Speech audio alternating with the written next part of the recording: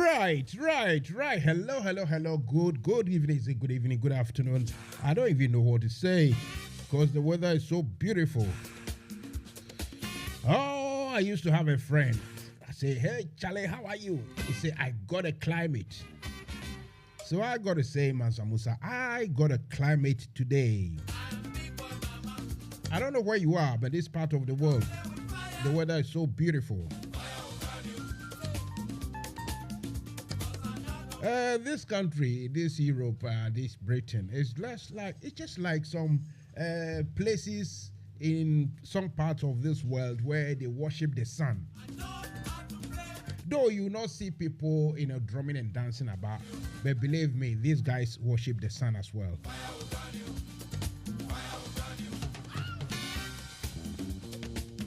So we are all worshiping the sun. We are not come.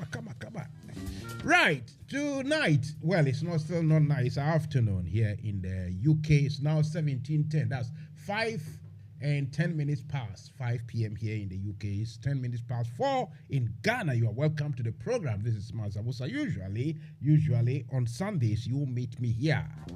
But today is a special Sunday. Nothing is too much if it's a good thing.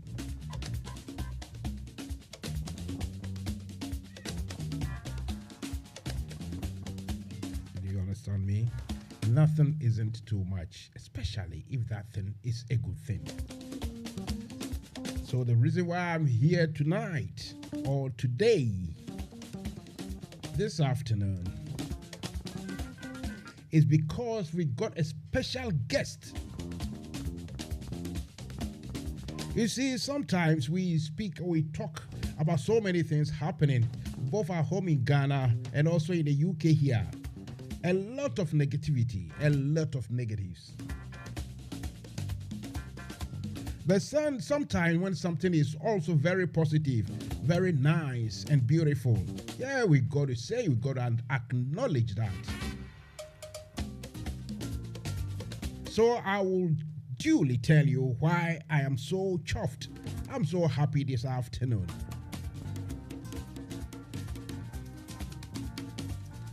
NFM Radio.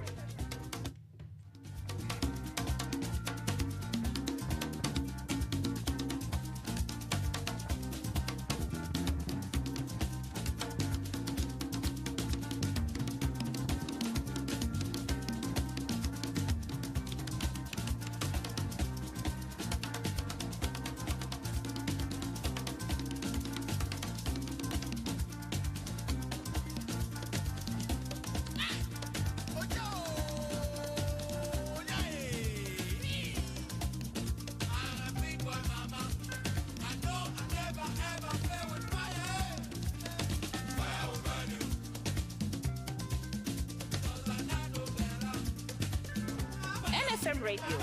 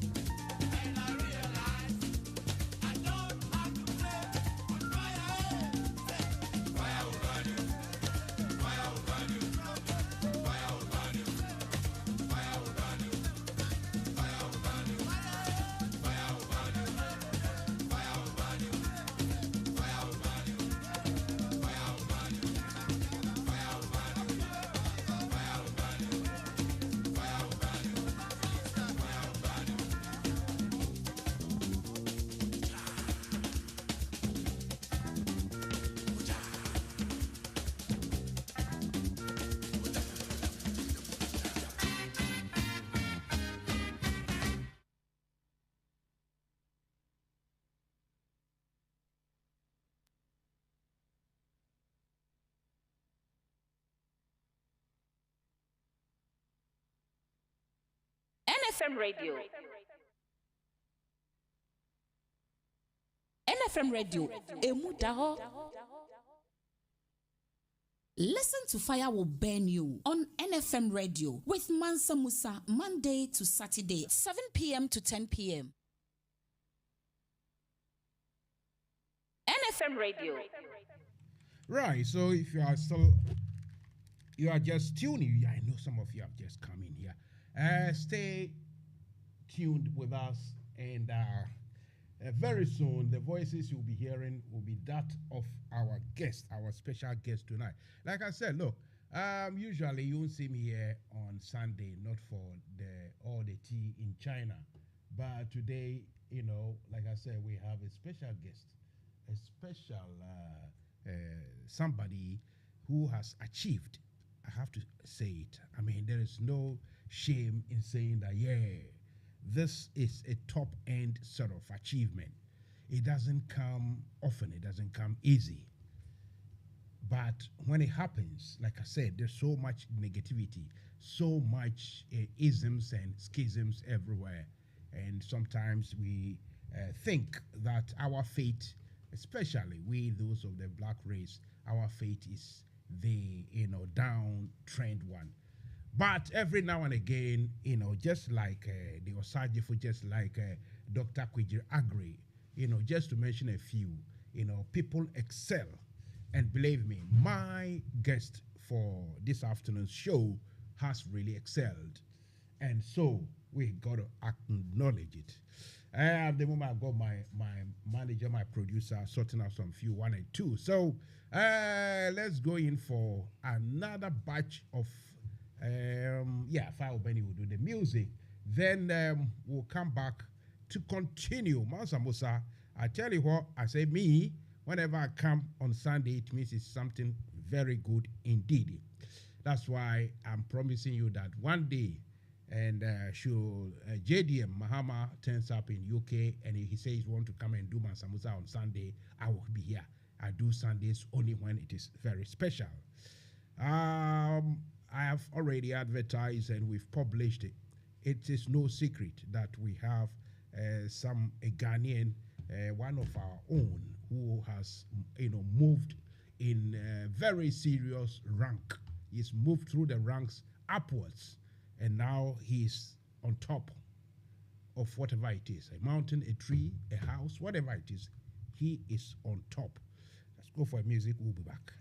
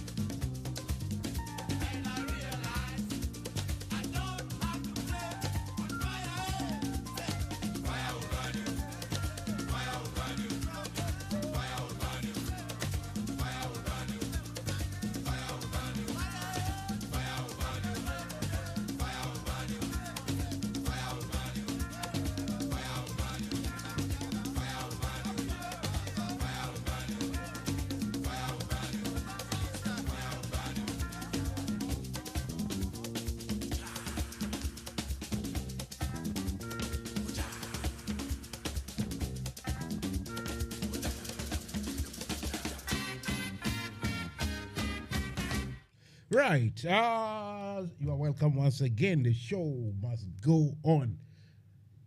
Mansa Musa is here this afternoon to welcome myself to you and to everybody.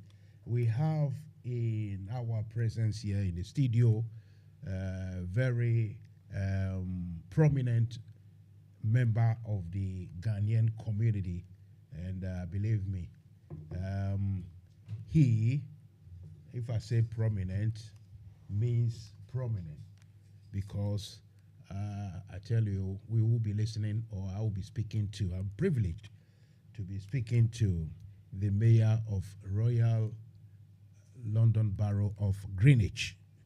Well, if you're in Ghana, you can say Greenwich if you want to say it that way. But here they call it Greenwich. Greenwich is a borough, it's a part of London which has a big history, massive, very rich history when it comes to marines or seafaring, seagoing, when it comes to navy and the rest. Then when it comes to education, the Greenwich University, people of that fraternity, those who love education and the rest, will testify that it is a massive place, and it is not a mean achievement for anyone, whether a white, an Asian, Indian origin, or a Ghanaian, a black African, to become a leader of that borough, leader of that particular community. And before you become a leader of that community, you won't be Mansa Musa. No. You will be upright. You will be straightforward. You will be proper, like my uncle used to say, in all the senses you can think of. You must be accurate. And this gentleman has done that. He has achieved that. He's got that. We can say he's got that accolade. We can say he's got that attribute of being Mr.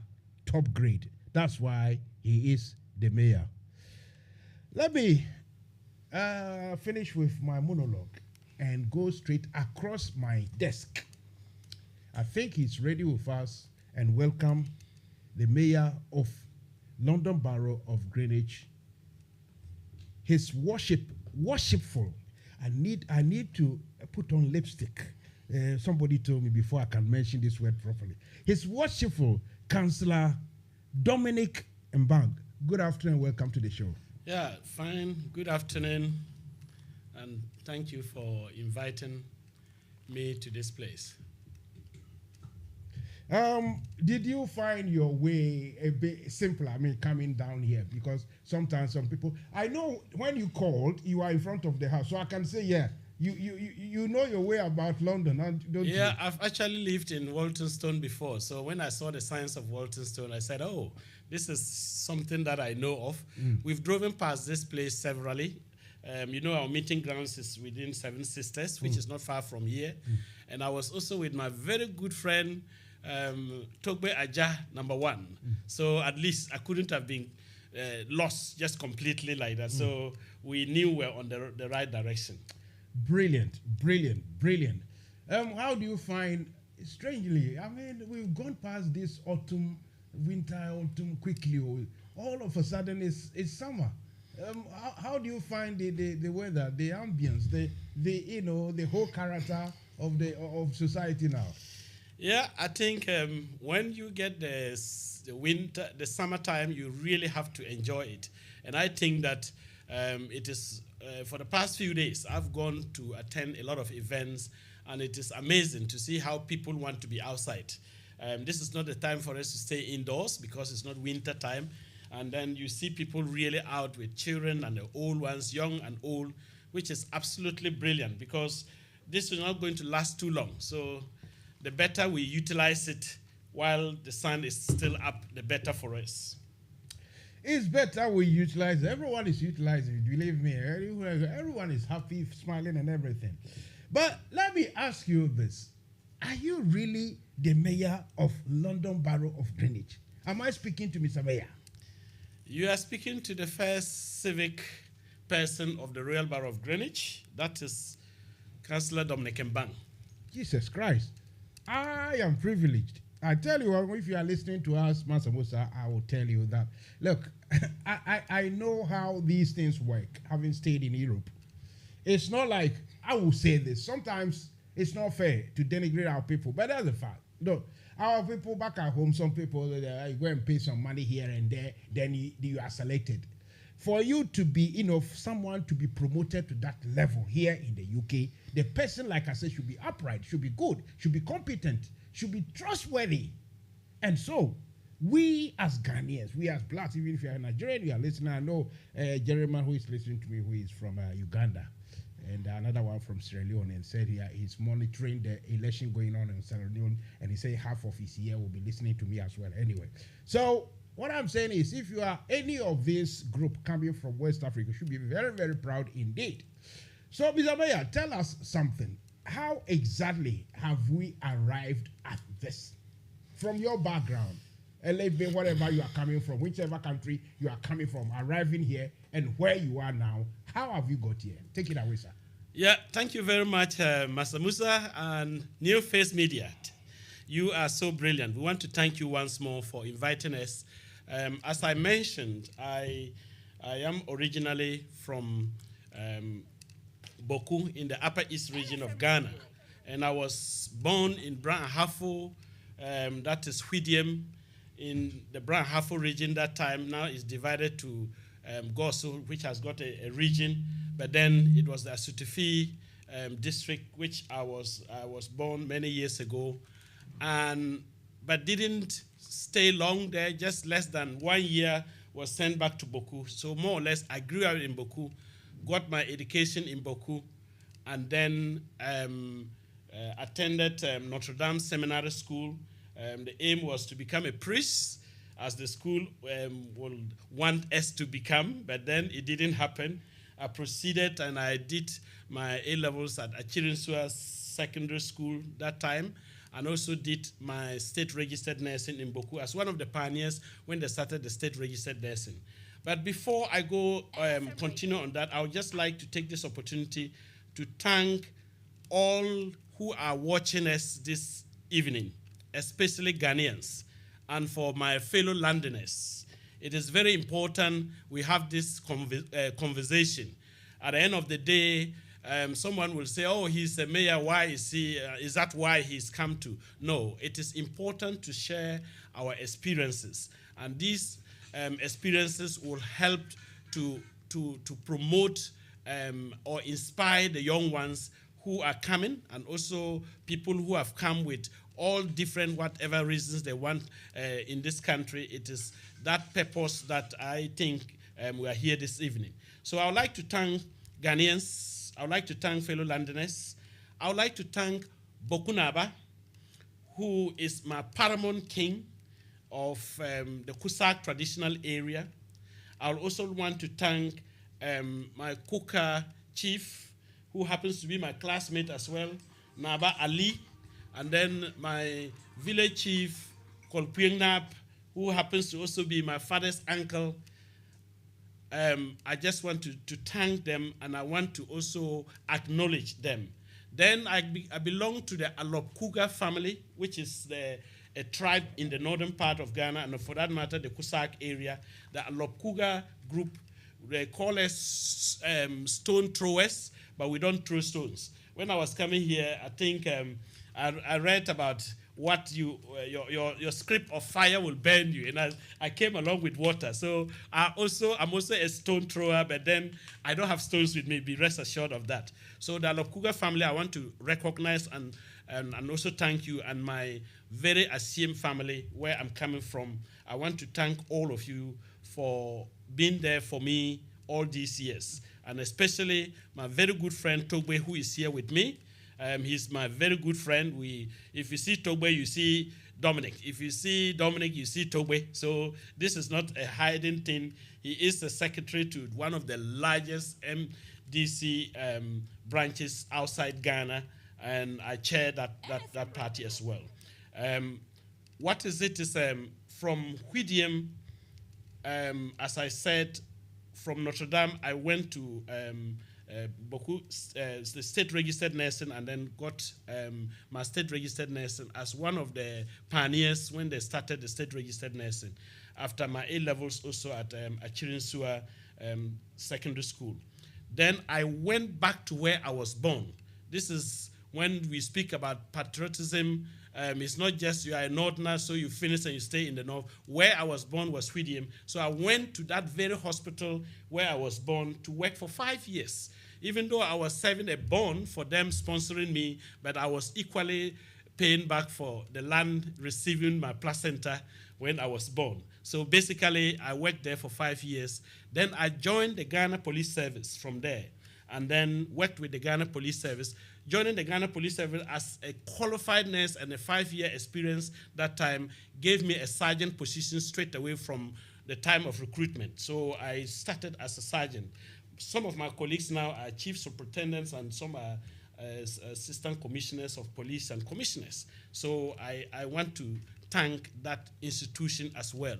But then I carried on nursing with the police hospital for about 4 or 5 years before I came to this country. NFM Radio. So coming to this country, I came and specialized in the kidneys. We call it renal nursing, EMB 136. I did that with King's College, and I worked with Guy's and St. Thomas's since 1999. So that is almost about 24, 25 years going.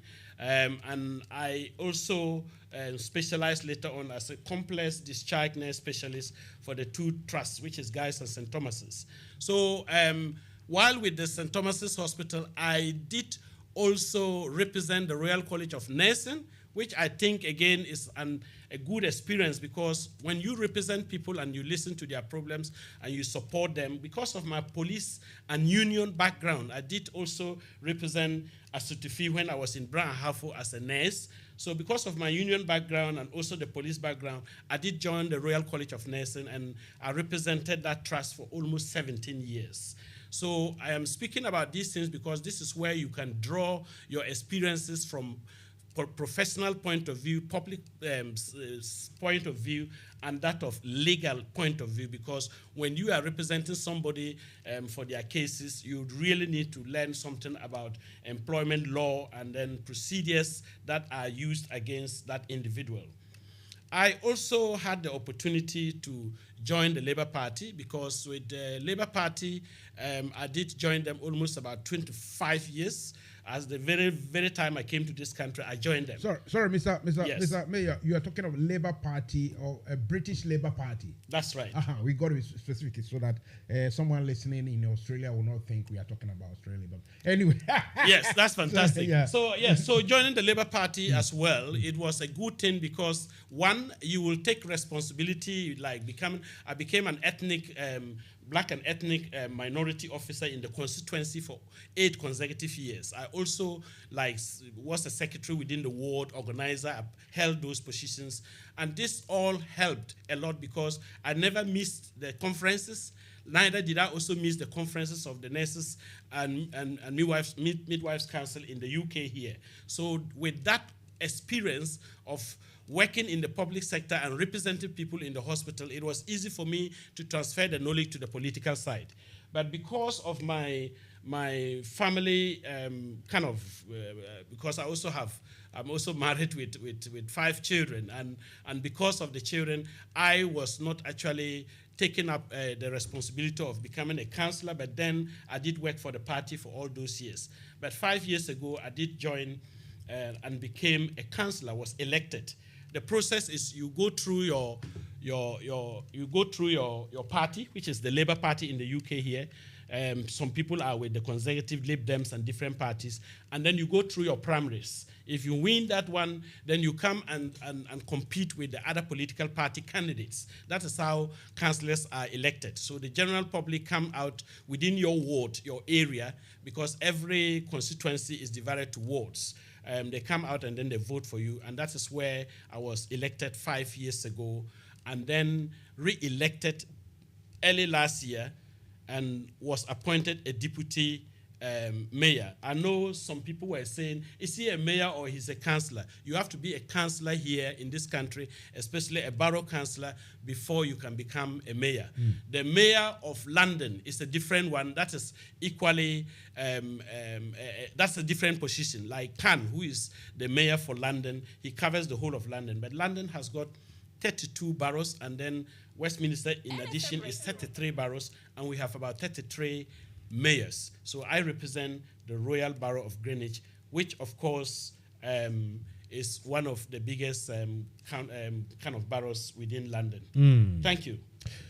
You are listening to Mansa Musa, a special edition of Fire will Burn You tonight, should I say. Usually I come here very late in the night. So this afternoon, this evening, Sunday is a special edition of the program, and it is even titled Talk to Mayor, or Let's Talk to Mayor. The voice we just heard is that of his worshipful Councillor DOMINIC MBANG. He's a Ghanaian, and he's a British, and he's a mayor.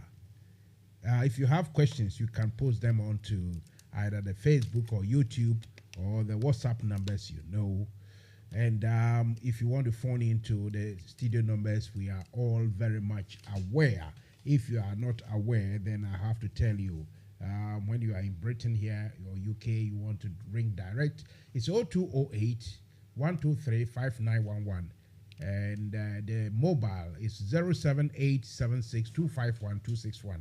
That mobile is for WhatsApp. So even if you are in Ghana, elsewhere, just add 447876251261, and I will let you in.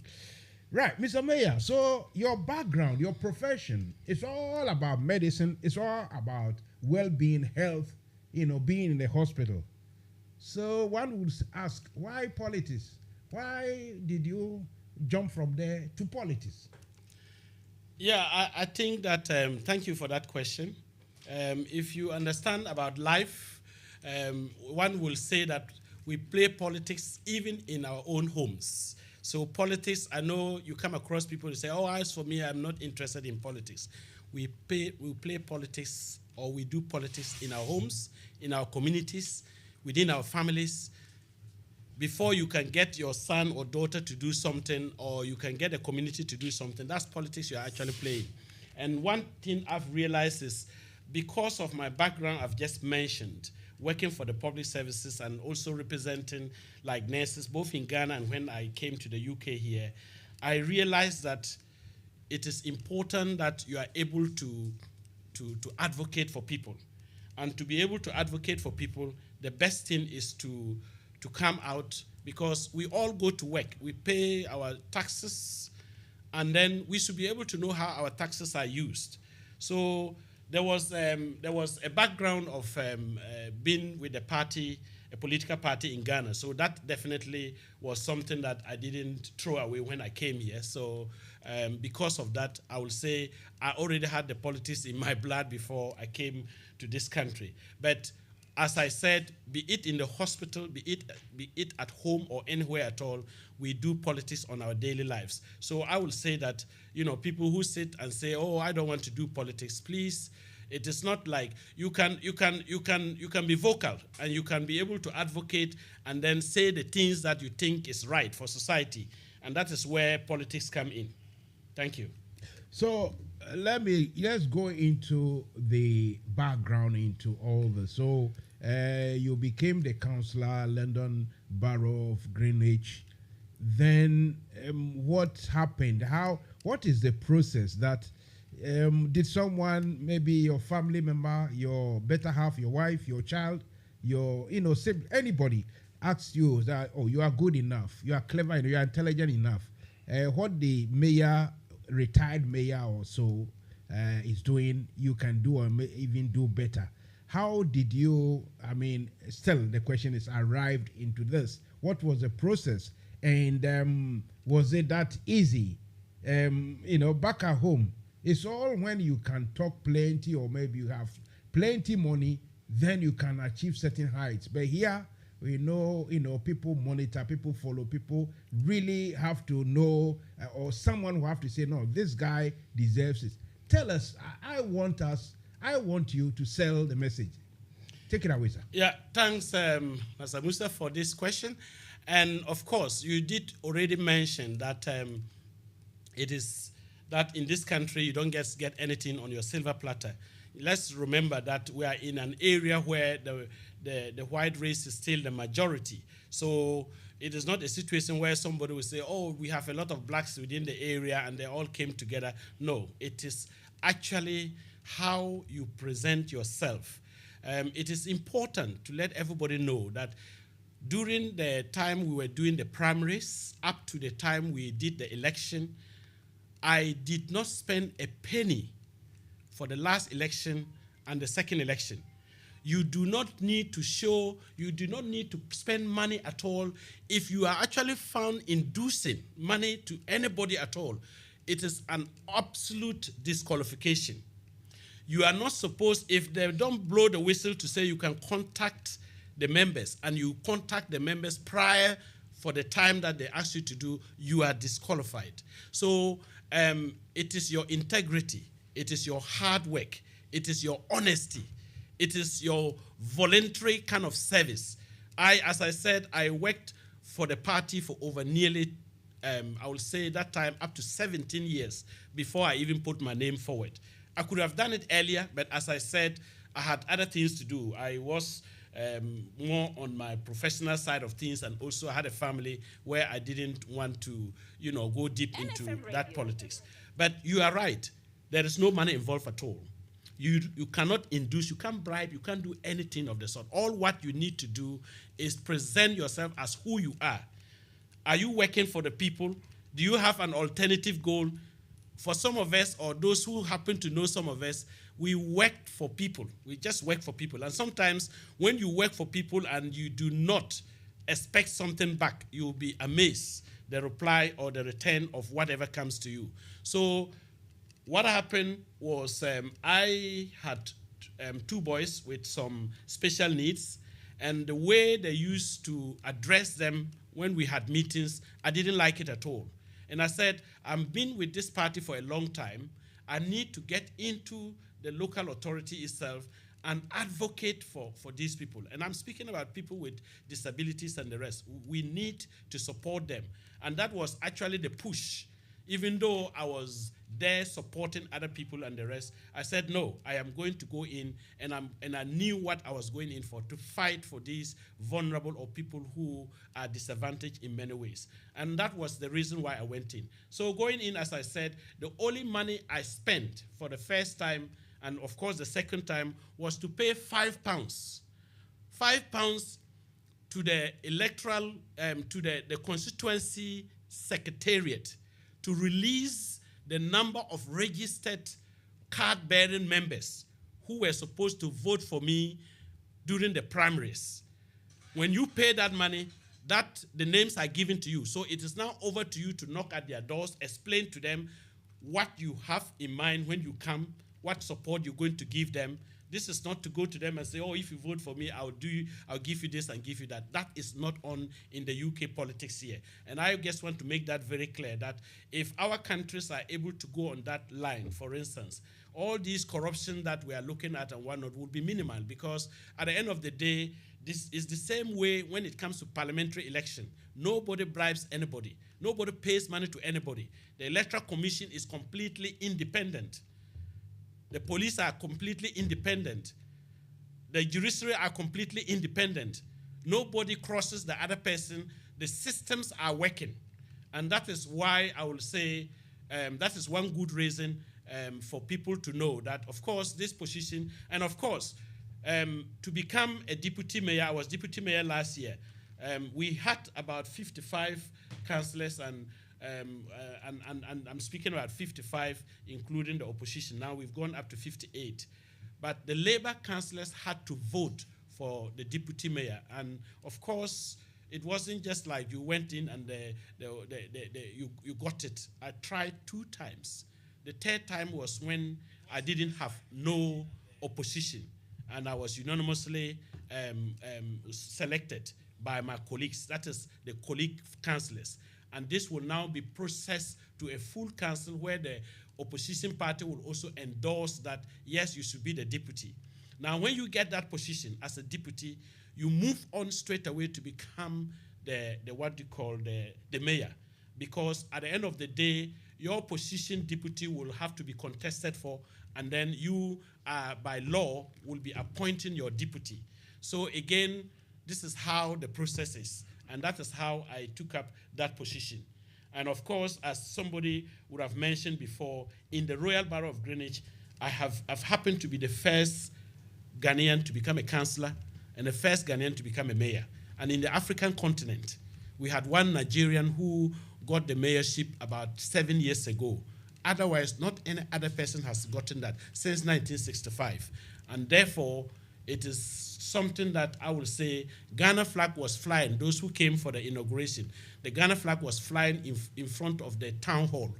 The agenda was printed with Ghana flag everywhere. The menu of the food was with the Ghana flag everywhere. We had all the kings and queens performing on that day, and we had drummers from Ghana. So every day, the whole event, I would say, Ghana was completely showcased, which Brilliant. Of course, I will say that is the first pride I take from before I can say I am the first person. The glory and everything goes to our country, Ghana, where I got my education from before I continued my education in the UK here. Thank you very much. Thank you, Mr. Mayor. Look, without knowing about flying the flag, I wrote on my flyer or on my program notices that our brother is flying a good flag. Without even knowing, I didn't attend the function, but really, you are flying the flag. And for that, I think everyone, including Becky, who sent message that she salutes. We all salute you, sir.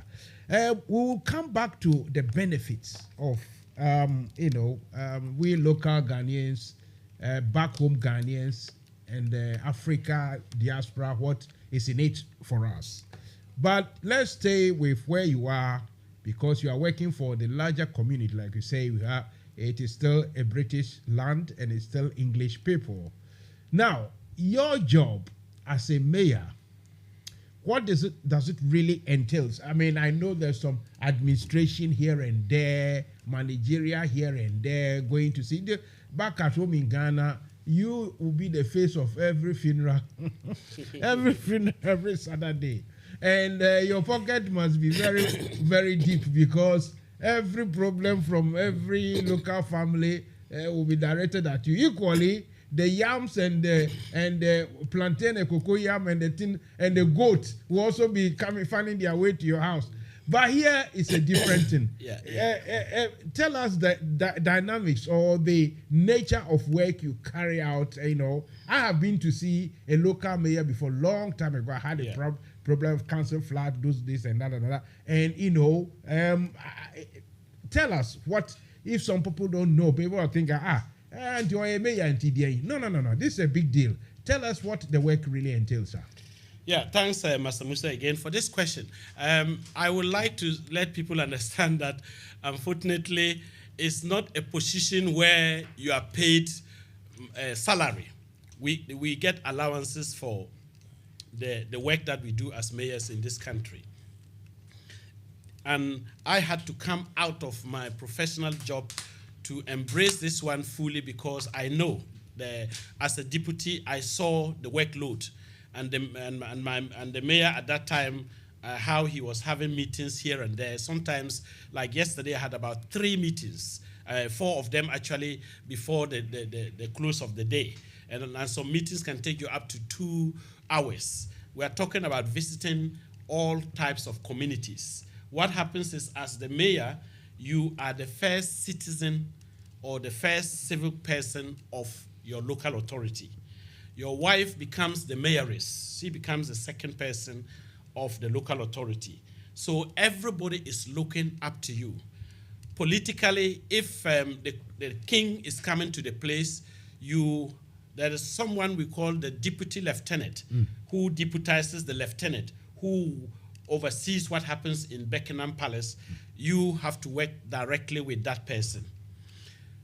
If there is a full council, and which we have every month, there is a full council meeting. You chair the full council of all the councillors. You are the chair. And because you are the chair and the mayor for that matter, you do not take sides in your political affiliation. Even though I'm a Labour councillor, my Labour councillors ended the day I got elected as the mayor to stay neutral. That doesn't mean that if there was an election this year, I wouldn't go out to campaign for myself. But for now, I will have to treat each and everyone the same way. The consecutive, we don't even have Lib Dems and other party councillors, but we have consecutives and just the Labour councillors. So you have to treat all of them equally. So you remain neutral. So you chair full council. That is part of the responsibility. When we have different types of meetings that are done by different groups.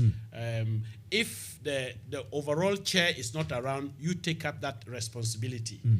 The other thing is, if there is a hazard or there's a problem that strikes the place, you are the first to be able to go there and you have to make your statement. You also represent the people as an ambassador for the place. So if anybody has any voluntary organization, charity organization, they will invite you because you are the face of the borough. So that is why we having meetings like 2, 3, 4 times, sometimes even 5 times a day.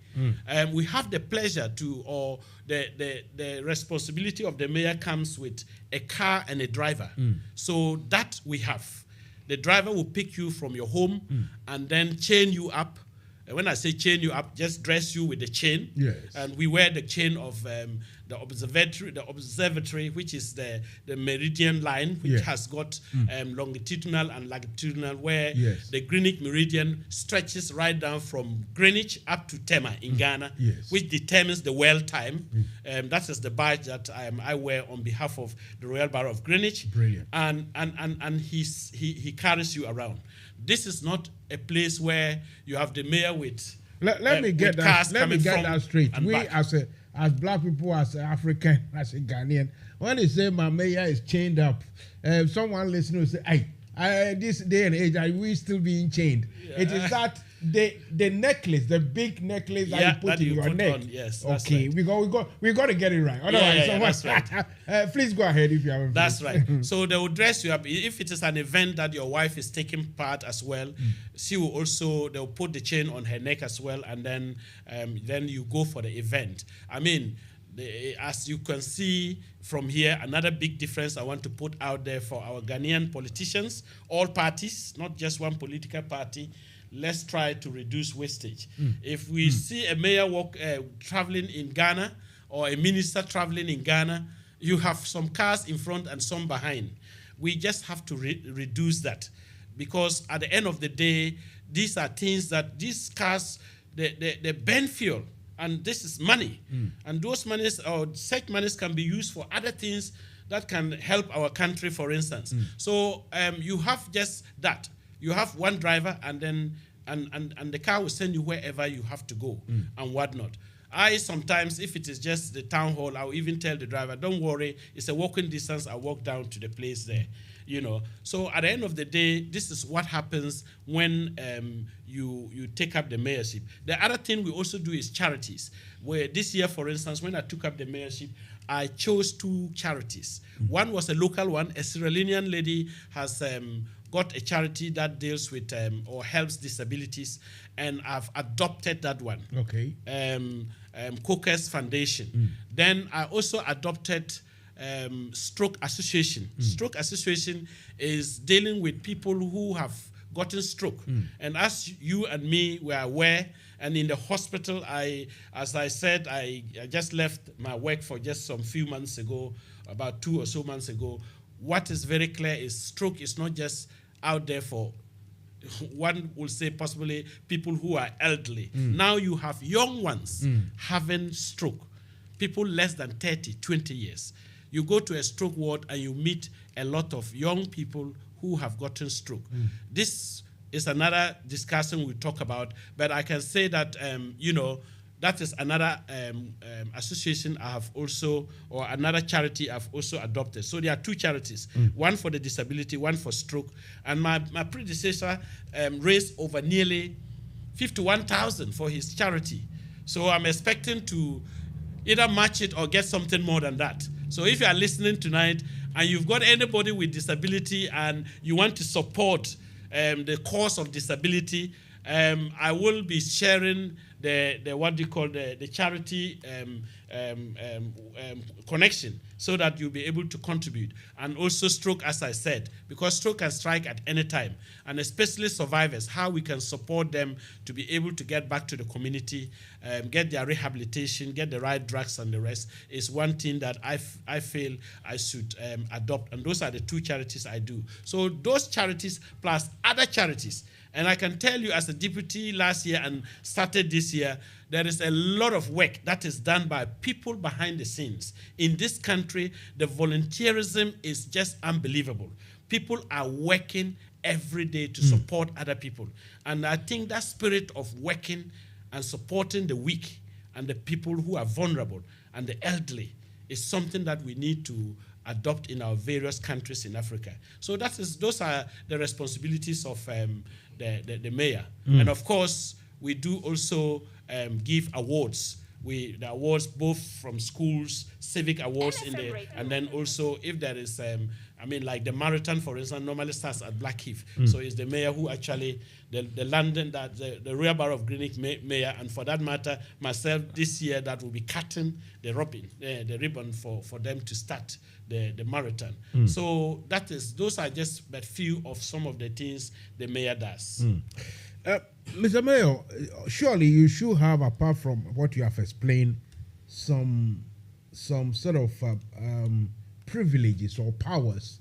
Obviously, maybe not the powers to overturn or overrule court decision, but certain things that you can do to favor anybody. I mean, not only your family, but the society. Maybe council housing dispute, maybe rubbish, those sort of thing. But before you answer that question, listener Ni, say hello to the mayor. I would like to meet him. I work with the Greenwich Council as CEO parking enforcement, and I would like to put a ticket on his vehicle. We have actually received tickets before. You see? So, but when it happens, you know that, of course, it will have to be written off because... yeah. I mean, you don't go shouting, do you know who I am? No. We calmly... ask the office to contact them to say, and of course, the driver will never park in a place that is not designated. Sure. And when they park, they put the clips up as well to show that the mayor's car is actually here. Yes. But he wouldn't park on no parking. Not at all. Not at all. So you are out of luck. Yes. Tell me that he won't get me at all this year. But he said he would like to meet you anyway. Listen, all right. Okay. Yeah. So I'm asking, what sort of other privileges, sort of powers do you have that others doesn't? Don't. Yeah. You understand? You are the mayor. Yeah. The chain that you wear and the rest. Yes, it represents certain powers. Can you tell? It's not a secret. What other privileges, powers do you have for that job? Yeah, when you say powers, in the local authority, for instance, and this is another thing that we hope that our countries in Africa will adopt. Even though the Labour Party is in opposition, we control the council. And we control the council because we have majority of the councillors. And we raise taxes, we decide how the spending should be with money coming from central government and the rest. So, I know there was an attempt in Ghana for them to do that, and then it didn't work. We'll get back to that. But then, speaking about powers, this is a civic responsibility. This is a ceremonial responsibility as well. The leader of the council has the power to change anything that is not right. So, and I'm part of the leadership because at the end of the day, you are still a councillor. when you go for your labor meetings, you can talk about what you want to say. Sure. Nobody prevents you there. It is when you come to the chambers where you are chairing that you have to stay neutral. So about powers, of course, you are the first civilian or the first civic person in the borough. What do you need more than that? So that honor is given to you. You are the ambassador you are the mouthpiece of the local authority. I think when you speak about power, it is also about getting to know the things that people need to know. If someone is having a housing problem or someone is having a benefits problem, where to direct the person I believe is very helpful, because I will say that wherever you are, you don't need to be in the local borough of the Royal Borough of Greenwich. You could be any local authority. Please, the first person to contact is your councillor. Your councillor will be able to direct you. And there are also community champions. There are community champions on health, transport, climate, name it. So if there is an activist within your area, these people go to conferences, we train them, we educate them, they know the laws, they know who to signpost you to, who to help, and they are able to also help. But the most important thing is your local councillor. And if it is something that is about immigration, for instance, you want to contact also, you let your councillor know, but you want to also contact your MP, because your MP will be writing to the Home Office to support you. So those are the things we try to help. We'll signpost it. Of course, we're in a difficult time where benefits, people are, because of the changes the government made, some people benefits were cut, and the hardship is there. Because of utility bills also going up. Now mortgages have been going up from the month of January last year up till now. We know that people are going through hardships. So the local authorities have got some funding or some kind of money that can support people who are in dire need of those things. And if you check on your council newsletter, which in the case of our side, we have the Greenwich info, and we provide that to all our households every week. You have all the information there. If you want to be in the housing ladder, how to apply, if you have any benefits problem, if you have difficulty paying your bills and the rest, who to contact. So all that information is there. So the power is actually signposting people, directing them and making sure that they get the maximum and good support. If for any reason someone is really struggling and cannot possibly get any leeway, we normally will invite them to come, and then we have a chat with them. So that is what we do. But it's not a situation where you cut corners. No, the system still works. You have to go through the process. Just because you know the mayor or because you are a friend to the mayor, you think that he can just bulldoze and then you get something that is not. If you are to be on the waiting list, you'll be on the waiting list. If there are good reasons why you could be put on a priority, I will be telling you to put those reasons in, including, let's say, medical reports and other things that is needing to be added to be put on a priority. That is where you can meet or more or less get your goal achieved. Otherwise, we don't do shortcuts. We don't go and then say, because I'm the leader of the council, I am the mayor of the borough, you have to deal with this urgently and whatnot. That is actually breaking the rule. And we in the UK here, especially for Labour candidates, Labour councillors and all the councillors, I would say, we do not do that. We make sure we are upright in whatever we do. Honesty is the first thing, as we said. Integrity is another thing. Non-corruptible is another thing. There's no way, if someone brings something to you and you think that the person is trying to bribe you, you just immediately say to the person, sorry, you are not able to do that. And that is what we go through. I haven't come across that anyway. But the perception out there is you are the mayor, you should be able to get me a new house, you should be able to do this. No, it doesn't work that way. We have processes, we have procedures to follow, and I will help you to follow those procedures. Thank you very much. Mr. Mayor, you've mentioned all these attributes, straightforwardness, integrity, trustworthiness, everything. It looks as if one strike on those ones and you are gone, a disgrace. I remember I used to work in a certain department where it is possible for someone to give you a gift, especially at Christmas. And the guidelines, what we call it, the safeguarding policy was that anyone who comes to say, "Oh, Mansa Musa, have this one for Christmas," anything above £5, you have to either refuse it politely or you can receive, but you have to book it. You have to actually acknowledge that, Mr. Mayor came to visit my ward last week, and he was so happy with my work, he gave me £1,000. You have to, and in a way to safeguard the integrity. That's right. We will come there indeed, because I am very much interested in trying to infuse or trying to re-educate, let our people back home. And it's not only about one party in Ghana or anything. And it's not only about Ghana.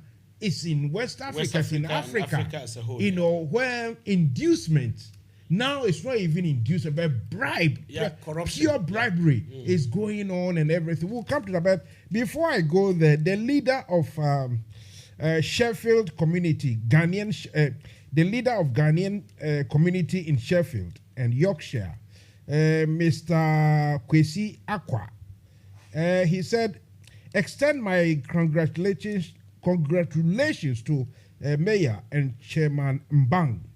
And he said the group, his Ghanaian group over there, will soon celebrate their, let me read it so that I will be safe.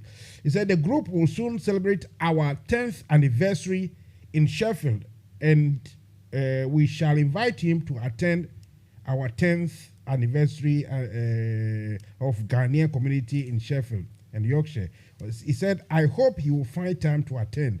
Our anniversary date is yet to be fixed.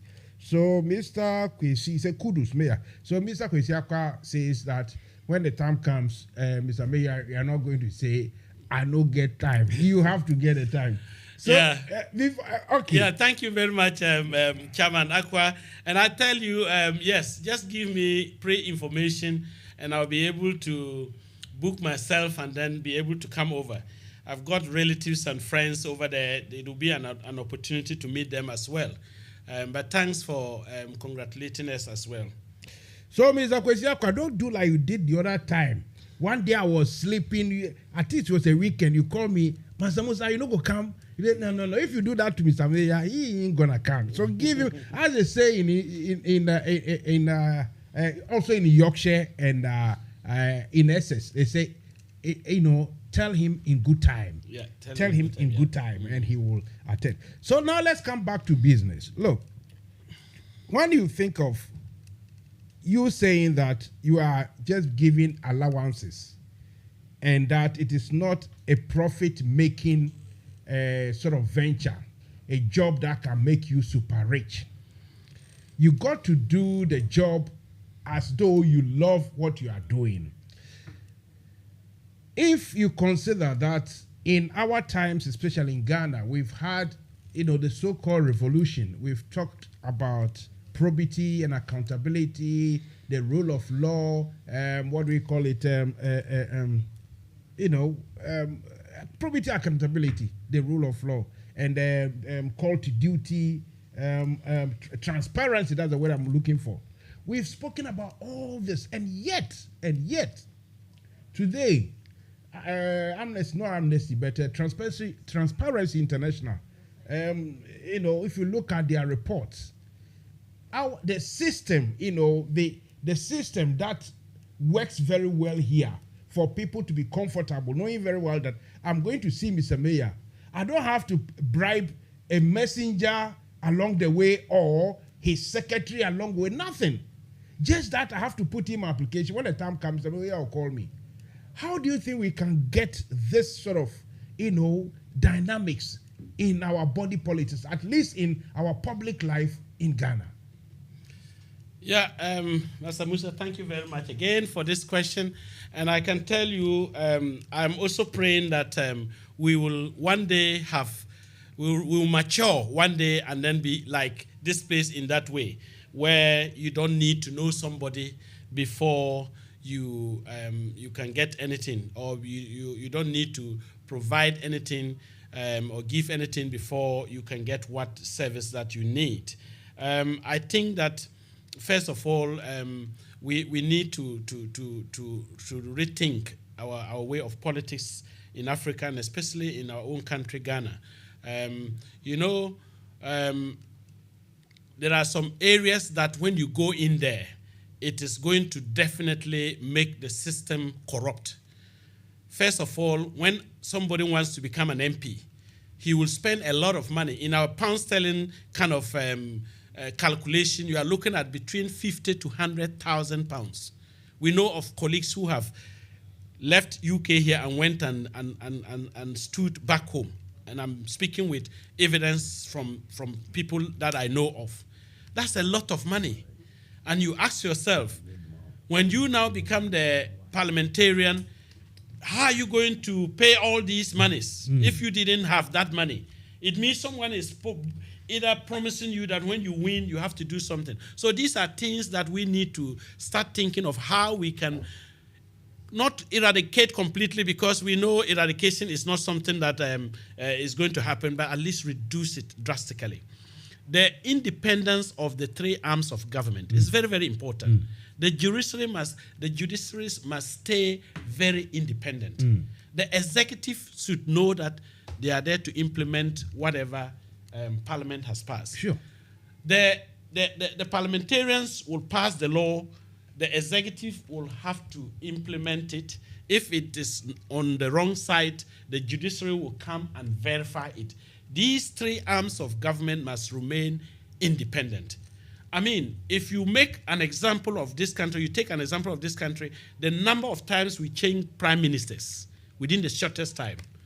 And the two head of states, when I say head of states, our Queen Mother passed and the king took over. We are talking about nearly about 7 different personalities NFM Radio who have taken up new positions in this country.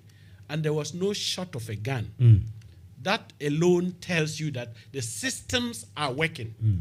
And that is what I am praying for, that one day our systems will be working. That the Electoral Commission will not be controlled by any political party. Sure. That the police will not be controlled by any political party. As a police officer back home and seeing how the police work here, it is sometimes, you feel bad, because there are times where some decisions are taken in connection to what the government of the day wants. And I think that they need to remain completely independent.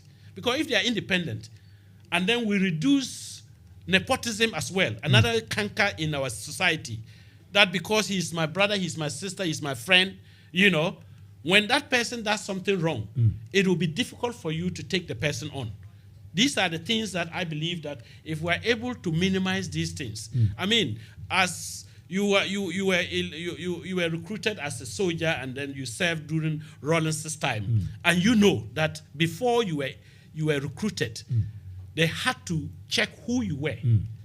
In my case, that time I was working in Whittiam Hospital. They had to send somebody to where I grew up to be able to find out who is this person. Yes. The commander in the area that I was working, they had to find out about me. Police have ways of always finding out these things. They will get all that information, and then they are satisfied that this person, when we take him, he will be of service or benefit to us. But now, what do you hear? It's not one party I'm talking about, because I stay here as a neutral person, but I will always say that the right thing needs to be done. This business of protocol, it does not help. Most of the security services, I went for my uncle's. This protocol thing, they use that word protocol, but let's straight it out. It is the act of nepotism. Exactly. Who you know. Exactly. So a parliamentarian is able to get about 10, 20 people, whether they have the qualification or not, and push them to go to security services, for instance. What do you call a minister is able to push people, possibly within his ethnic background or his friends and families. No, that needs to be stopped, because it then means that the young girl in the village far away in Abuom, somewhere in Brahafo region, or in the northern or the Upper East region at a corner somewhere in Garu will not be able to get into these security services if he doesn't know somebody in government or someone in power. And the person even has got the qualification. My brother, the worsening thing is when it now moves into public services, where we have teachers still with the protocols, still they will say that they want to take, let's say, about 200, and then they say protocol is about 50 or 100. And then you go to nurses, the same thing. These are public offices, and these things are happening. You will never see that in this country. And I'm just saying that let's try to limit those things. These kids, when they go to school, they work hard. If a child comes out to see that I've got better qualification, but just because I do not know somebody in government, someone who didn't even perform half of what I did is able to go join the police service, the military, the SEPS, the prison service, the fire service, and then the other person is not able to go because he doesn't know. That is very, very unfair. And I think that, African leaders, please, let's do something about that. Thank you very much. We still have about 33 minutes, and at this point, from this time onwards, any one of you, if you want to ask your own question, you can phone in to ask the mayor. Any question you have, you phone, I'll let you speak. So, still on the question of trying to make things work better back at home. Yesterday or the day before yesterday, I don't know if you heard it, maybe you were too busy in here, but another killing of another policeman on duty. Obviously, police, the nature of their work everywhere on this planet, they are susceptible, or should I say, the risk of them being, falling in such danger is there. We all accept it. But where it is avoidable, and most of these killings or police incidents are avoidable, but yet it keeps happening all the time. You don't have, I looked at it. I looked my own, experience I have. I looked at what happened and I said, no. There's something absolutely, any risk assessment, a simple one will tell you that this is wrong. And yet, as we speak, the police hierarchy, yesterday they went to their funerals, went and showed off and everything. They shook hands and, they will continue doing their work. The oversight that we have here, oversight of even the press, the media, it's all gone, how do I call it, diluted. It's all nullified. How do we re-energize these sort of, these organs of society, apart from the official one, which is legislature, judiciary, and the executive? The civil society that casts oversight on even you as a mayor. How do we go about this? Yeah, I think in reference to back home and the story you've just mentioned is very, really, my condolences to the family, and I just pray that, God will continue to protect them. But you see, we're talking about how the recruitment process that is really not on at all. And that is one of the problems. They need to make sure that people who are qualified, people that they have to check about their character and background. Of course, one will not say that this person was not the right person, because what is also happening is society is not helping. It is amazing that the churches that used to be very vocal about politics, sometimes they get quiet. And then they just remain quiet, and then you wonder why they are not saying anything. You also have civil societies, especially the press, for instance. One will expect that people will, and of course, people are doing their best. Speaking about police training or police officers back home, I will say that, Ghana police training is one of the best in the world. And this has been showcased everywhere they went for peacekeeping, or anywhere at all they go for peacekeeping. It has been showcased, and it is very important to make that that comment. And it's also important to know that it is the people that is able to do police work. The most important thing is the society. If they are friendly with you, that is where you get your information. They are the people who can protect you in many ways and whatnot. I mean, Ghana, what we see most of the time, and I pray that, again, there will be a change of that in our... Because what do you see? When a minister is going, you have a policeman with a gun following. I mean, you have been in the UK here for many, many years. Not even the Prime Minister, you will see that.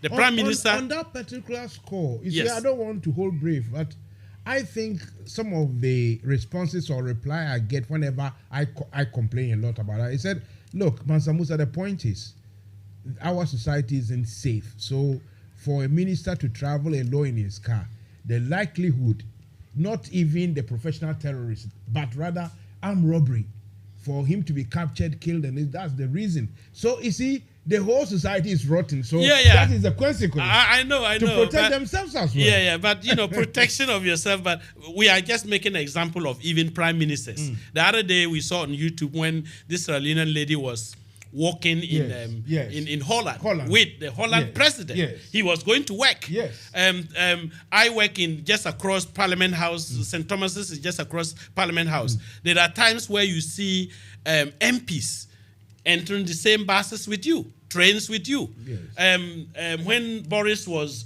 prime minister, he would ride his bicycle. Yes. He will go and queue on the line to buy his things. Yes. We are talking about this. So it's in their own interest to make sure society is safe for them as well. Exactly. Is that what you're saying? Exactly. But what I'm just also saying is, it is our attitude. Why will armed robbers want to rob a minister? You get what I mean? Are you supposed to be carrying money on the street in your cars? The answer is no.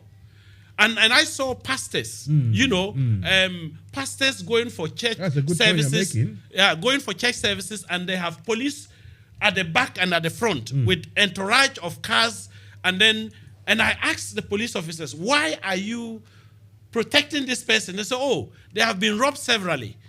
These pastors will go and then make a lot of money. And I attended one of these because I went with my son to one of their services I'm talking of. And it was amazing when the pastor started talking of people who will start from 100 million. That's all Ghana cedis, 10,000.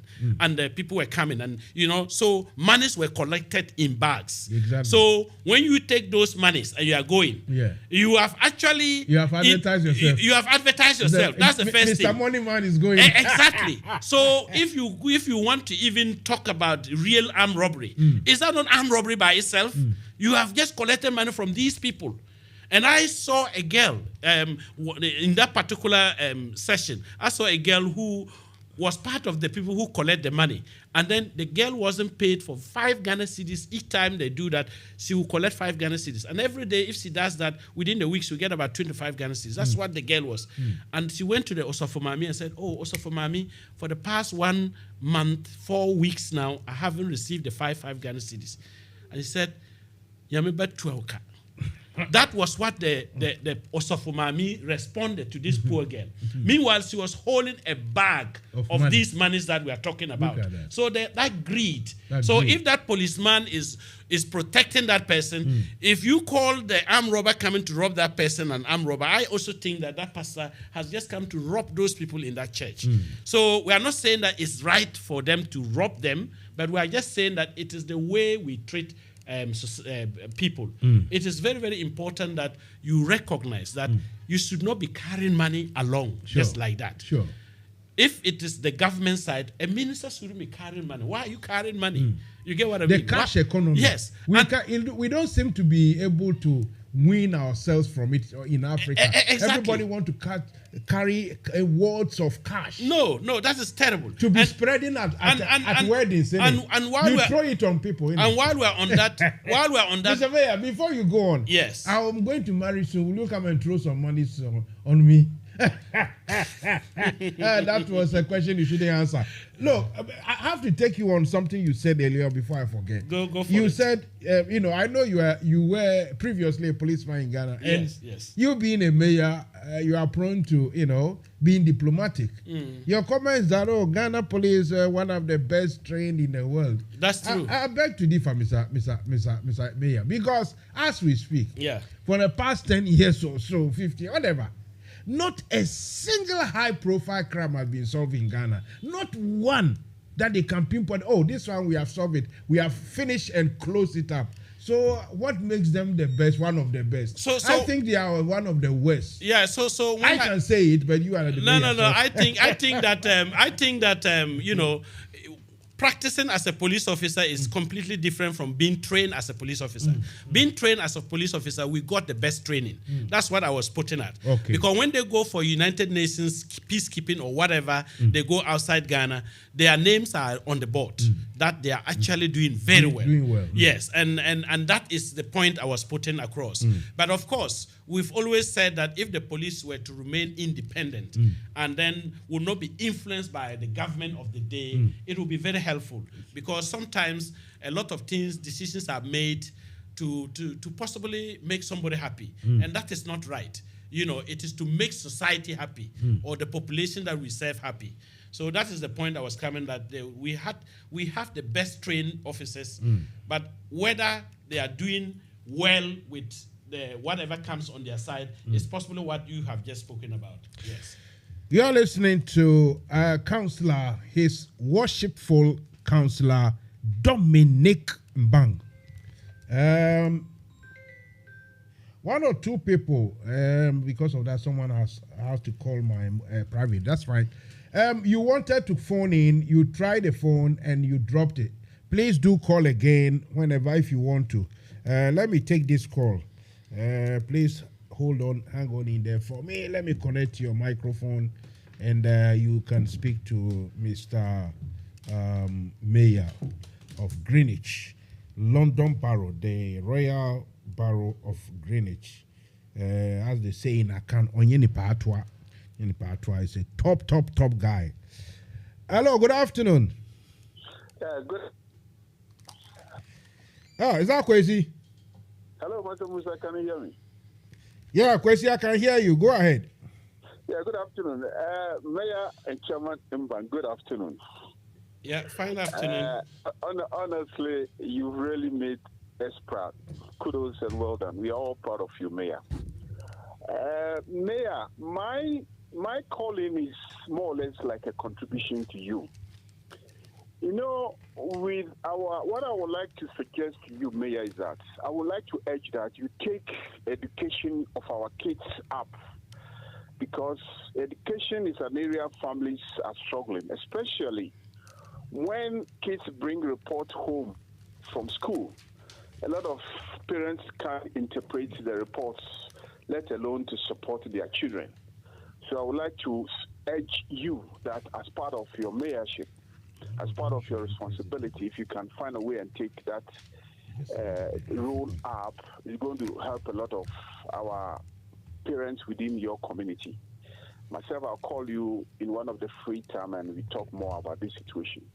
I would like to say a big thank you for that. And kudos to you, and you are really educating us this afternoon. Thank you, Mayor. Thanks, Chairman Aqua. I think you've mentioned something really, really very important. Yesterday, the Nigerians had their festival, and that was my main message about the children that we have. To be frank with you, we need to, especially some of us who have left our countries in Africa and we are here, the first thing that I will normally advocate, and I've made it a point to advocate on behalf of the children, is to plead with mothers and fathers to stay together, to plan together, and to do things together.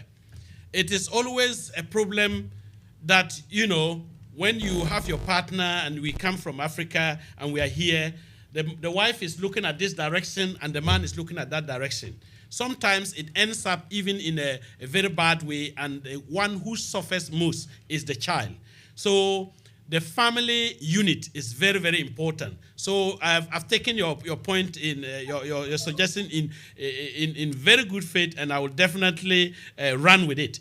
So the message I'm just putting to my counterparts and Africans who are listening, and our residents also, especially from the Royal Borough of Greenwich as well, who are listening, please, let's keep the family unit. No matter what differences we have, let's see how best we can stay together as husbands and wives, friends, boyfriends and girlfriends, you know, so that we are able to help the children. There is no way the child can get the 100% if the man is somewhere and the woman is another in another place. So that is the bottom line. And then secondly, we also try to speak about mentors, getting mentors for our children. It's very, very important. We don't normally utilize that a lot. And that is one area that I think that if we get mentors for our children, they'll be able to know what they want to do. And it is important that if that support is given to them, the sky will be the limit. Now we've got an ethnic minority in Downing Street, and who thought that in the United Kingdom here that a black person was going to be the prime minister, you know. So everything, the sky is the limit. And I think that, yes, the children are our priority. We are in this country for what? For them. And I will also remind our brothers and sisters, being on the health side, we will be giving ourselves and making a big damage to ourselves if we do not stay as a family unit. If we do not look after ourselves, let's listen to our bodies when they talk. When you drive a car and there's a noise, you go to the mechanic. But sometimes when we get that noise in our body, we just keep on going.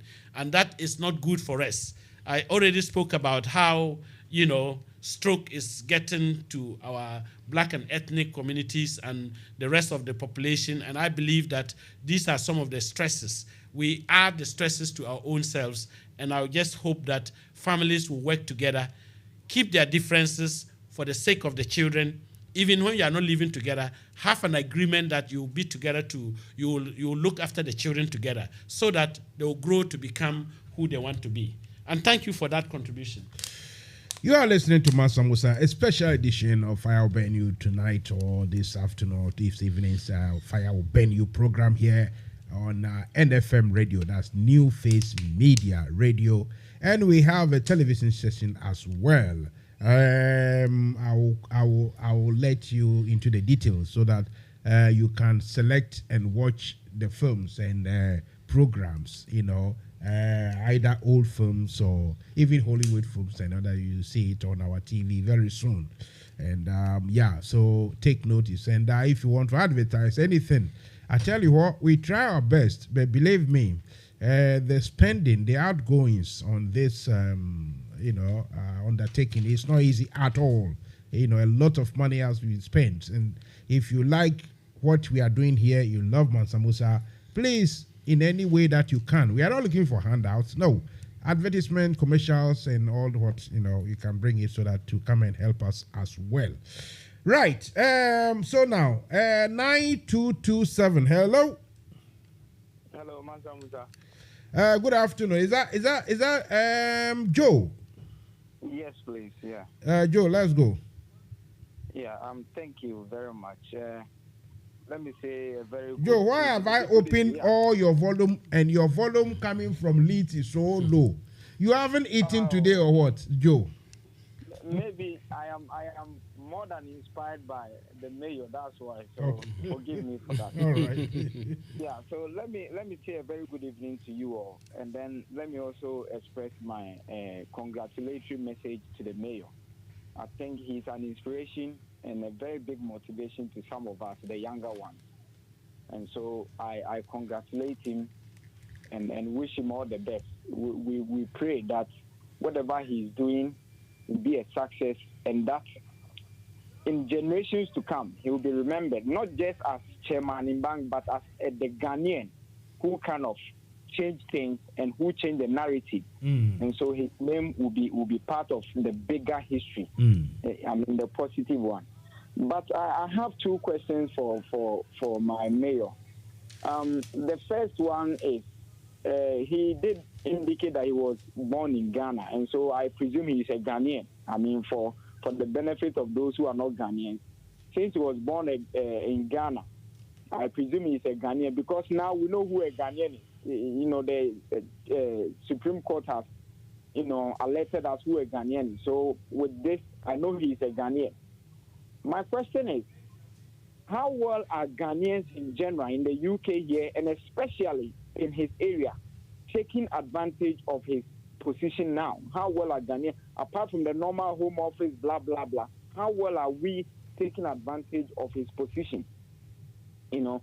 And then the second one is he also indicated that he was born in Boko, but went to Brongahafo and all that. So I know he's from Boko.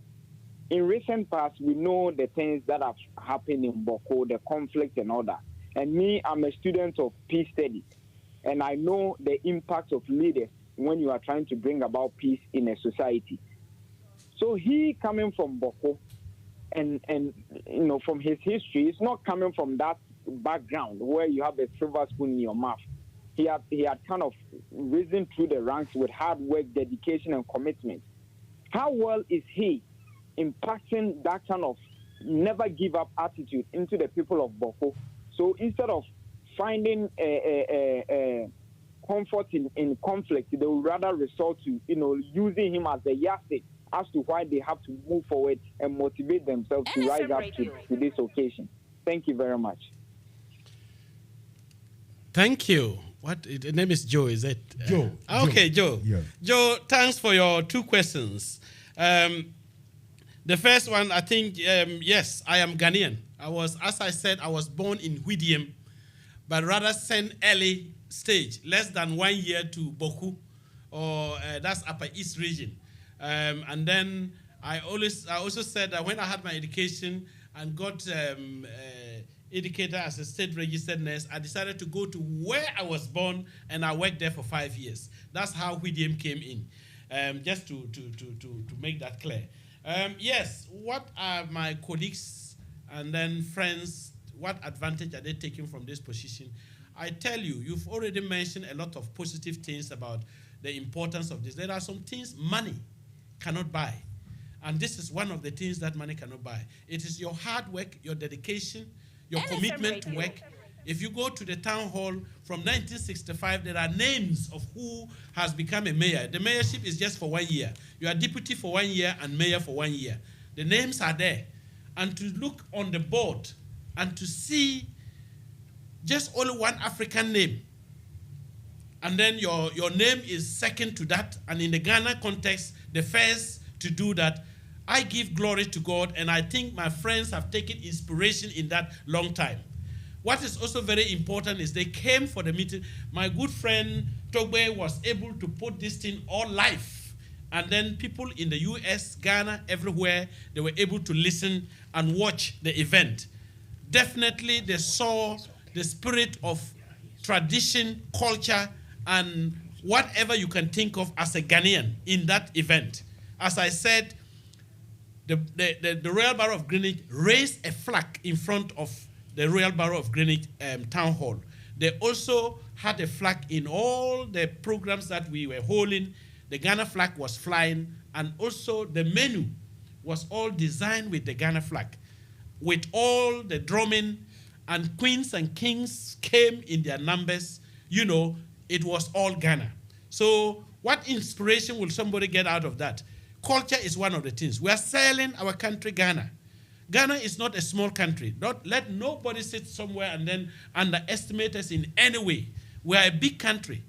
We are actually the 8th largest economy in the whole of Africa, and possibly 6th richest country also in Africa. That is Ghana. As little as we are, 32 million, we have a lot of countries that have over that population more than us. But then, me and you, we are supposed to, wherever we go, uplift that country and showcase who we are. When I see people try to take shortcuts, I just pray that they change their minds, because at the end of the day, it is when people get to know who you are, when you come out and say you want this, you can see that they will all run for you. And this is exactly what I've seen. Your second question was about Boku. And of course, I'm glad you have been following what is happening in Boku. Since from 2021, I was invited by the Kusau Kingdom to chair the Salmon Peak Festival. That was attended over nearly 1.5 million people. And I can tell you, guns were being shot while we're having the Salmon Peak Festival. Since from that time up till now, we've lost over 200 people, young men and women, including children. There is no war in Ghana, but yet that part of the world, there is no peace.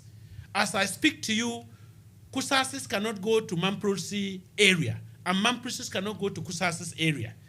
The Boku Hospital, which lies within the Mamprosi area, has been empty from Kusasis taking part or being even employees of that hospital. Over 70% of the staff are from the Kusasi area. And I can tell you, they have not been able to go to work because they can't go there. The Mamprosis also are not able to go to. What are some of us doing? We speak about peace all the time. I have, and my colleagues here and people within the Boku area, there was a peace council that was set up. We were able to go about 10 or more years ago. We bought 2 motorbikes for the peace council that was dealing with inter-ethical kind of bringing all of them together for them to move around and then make sure that at least there's peace in the area. This year alone, after I spent Christmas, I did some work with my residents in the Royal Borough of Greenwich, especially in the Dockyard area where I am a councillor. I flew to Ghana for the Salmon Pig Festival again before the Christmas. And I organized university students within Ghana who are from all the 6 constituencies in the Kusag area. We have Zebila, we have Boku, we have Tempani, we have Binduri, we have Garu, and then we have Pusiga. These 6 constituencies, all the Kusasis who are all over the country, I brought them to one umbrella.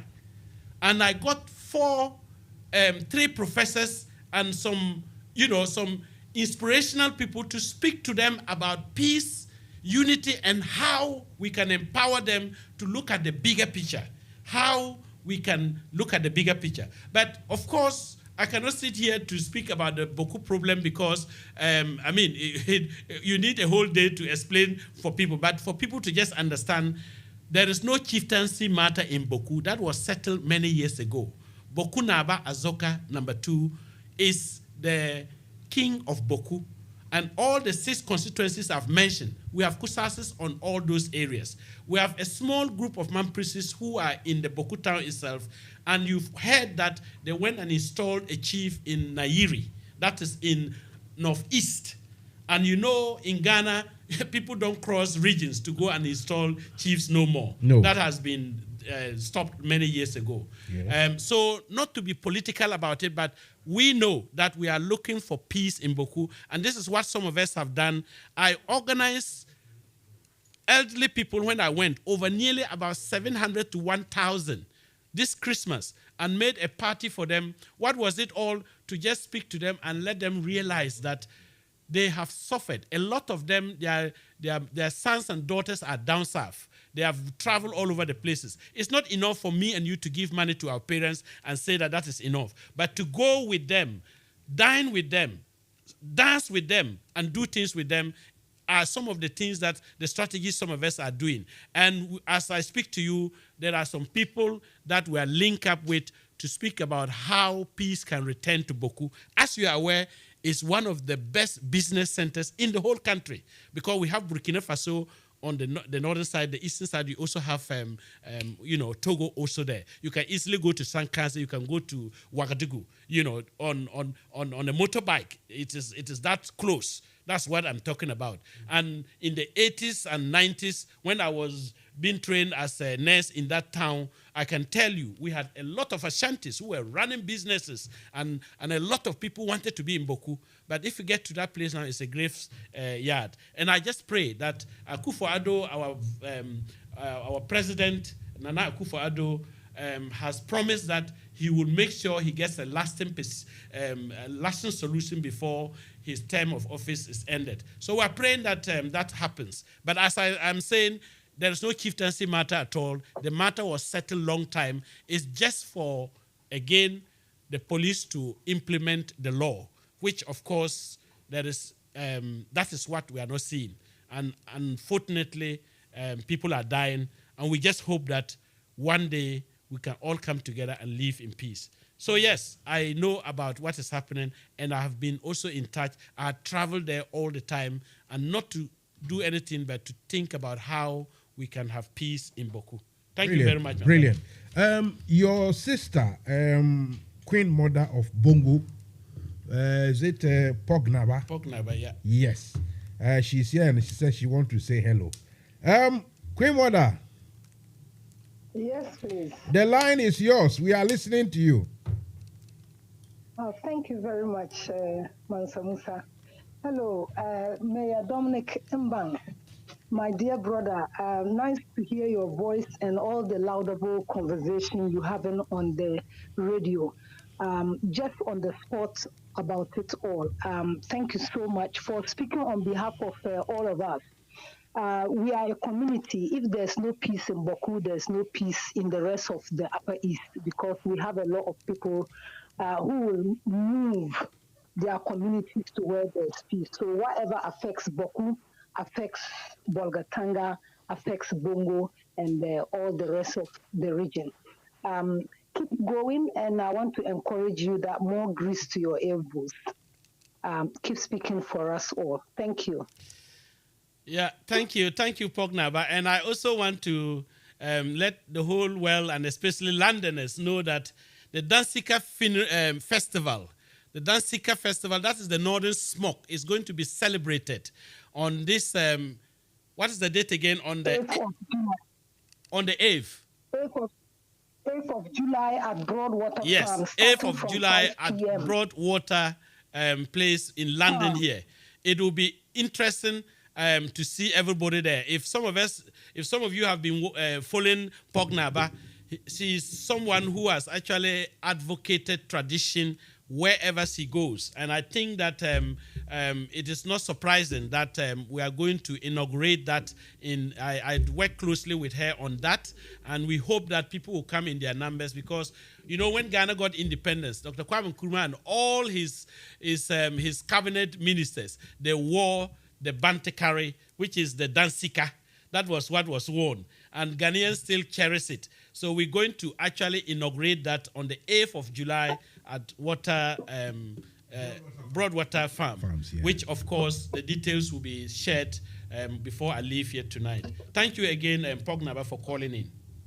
Yes, that is the Dansika Festival was first pronounced in May 2022, and then on the 26th of November 2022, it was inaugurated at Luton together with Nana Abna Asantua, the first Kente Hema, and also the mayor of Luton, who is a very close friend. Now we are celebrating the festival here, which is mainly organized in collaboration with Ghana Society, led by Kente Hema, myself, Councillor Dominic MBANG, Ghana Union, the Ghana High Commissioner Support, and it's basically fully sponsored Tap Connect money financial who transfers money, and they have got very good rates. Come and experience the northern culture. Everything is going to be authentic.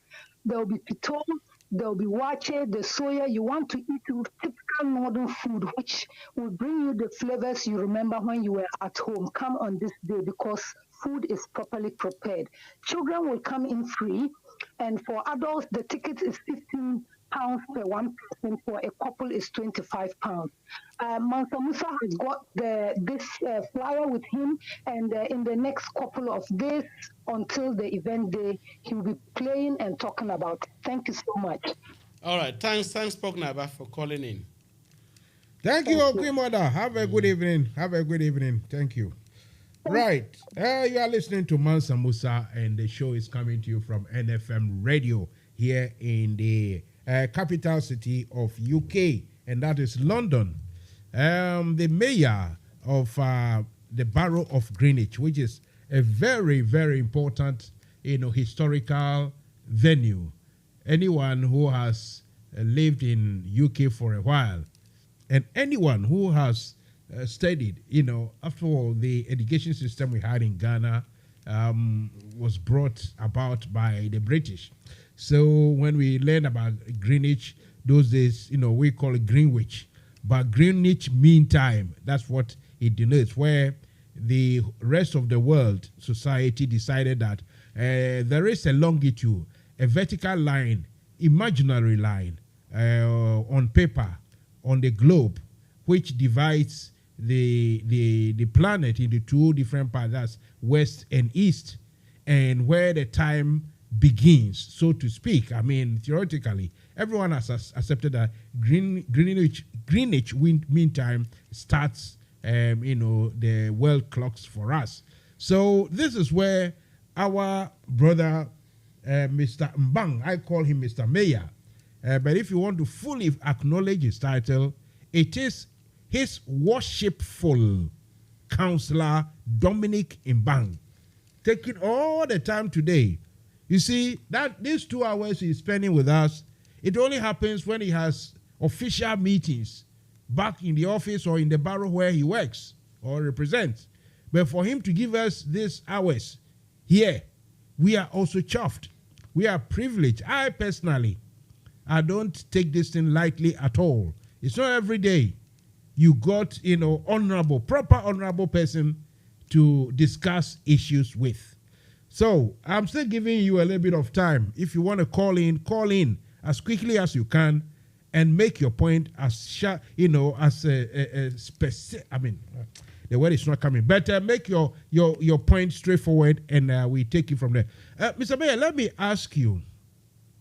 First one is, what relationship have you got between, your office and the Mayor of London? Do you have anything in common? Do you have to, let me put it there, in a layman's way, do you report to him? Is he your senior? Is he your subordinate? What are the relations? That's one. And the number two is to do with the benefits that you think will be bestowed to us, either Ghanaians or Black Africans. What do we gain from what you have achieved? If you can answer these two questions for me, please. Yeah, thanks, Master Musa. But before I do that, I just wanted to let people also know that the Royal Borough of Greenwich has got a very, very good heritage. The King Henry VIII was living in Eltham Palace. So it is a royal place. That is why we got the royal status in 2012. We also have the Greenwich University area, the naval site, where even one of the King Elizabeth was born in that place as well. So there are a lot of royal history over there. Apart from that, we already spoke about the clock, as you mentioned, the observatory, where, they determines the world time. And also, that is also where the Woolwich Arsenal area is, where guns were made during the Second World War and First World War. That's where guns were made. So all the buildings that were used for guns we've turned them all now to houses, which of course is even a posh area for the very rich. Not ordinary people can get to buy places around that site. But just to mention, and also the king's horses are also kept in that place as well.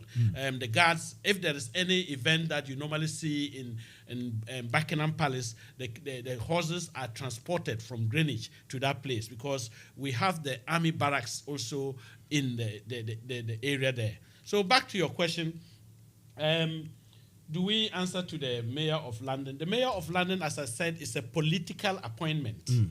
This political appointment is not just only Labour, but Labour sends a candidate, Conservatives will send a candidate, the Lib Dems will send a candidate, all the political parties will send a candidate.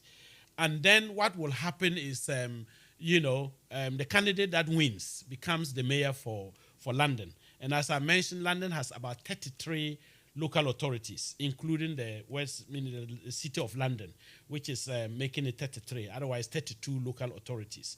So he controls all Londoners, and he has powers. Recently, he had to change the police commander for London, and this is so we are not directly answerable to him. We are answerable from the political party point of view. We are answerable to our political party.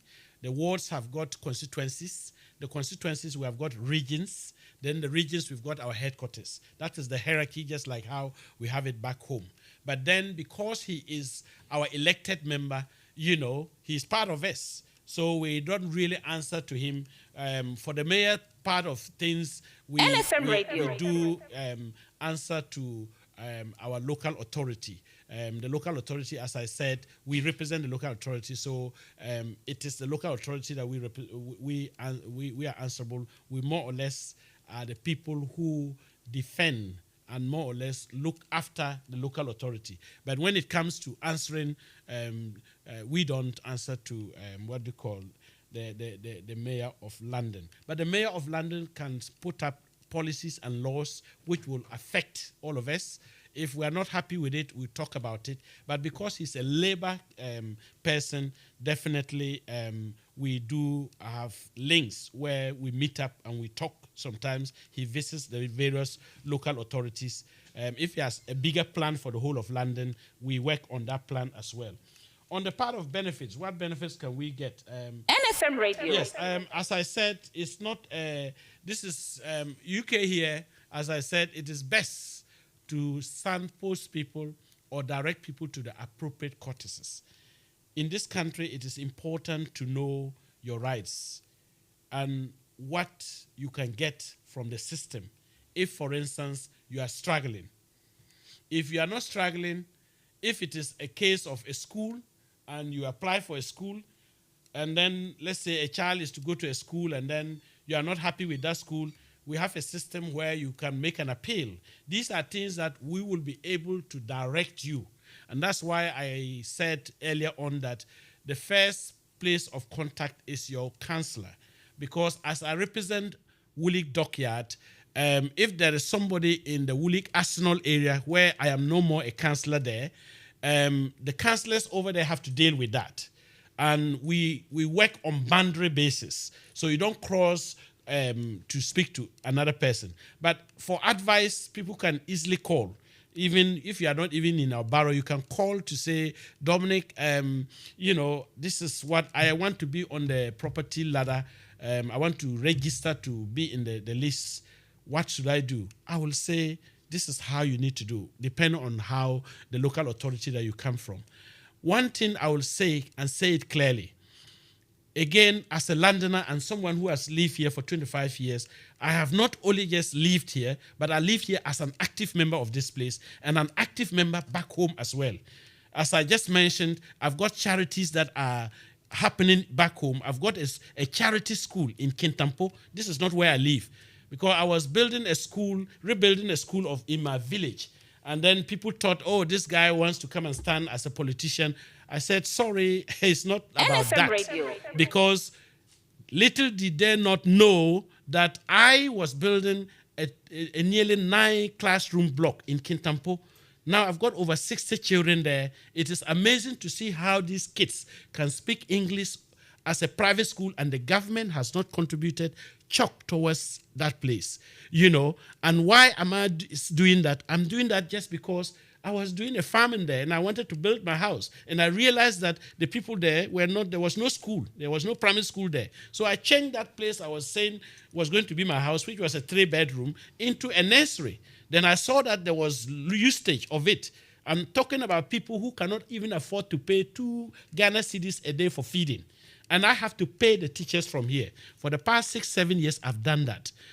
I am saying this to encourage you out there. You don't need to go and build school and put up a big place but you need to do something in your community. If you are going home and you just buy a football from, let's say, you go to the shop and buy a ball and give it to your village primary school or JSS or SS, my brother, my sister, that is a lot. That means a lot. That ball could encourage a child to go to school and also one day become even one of the ASEANs that we had before, So what I'm just saying here is the charity part of things, please, you don't need to read books. You don't need to contact anybody. Just be charitable.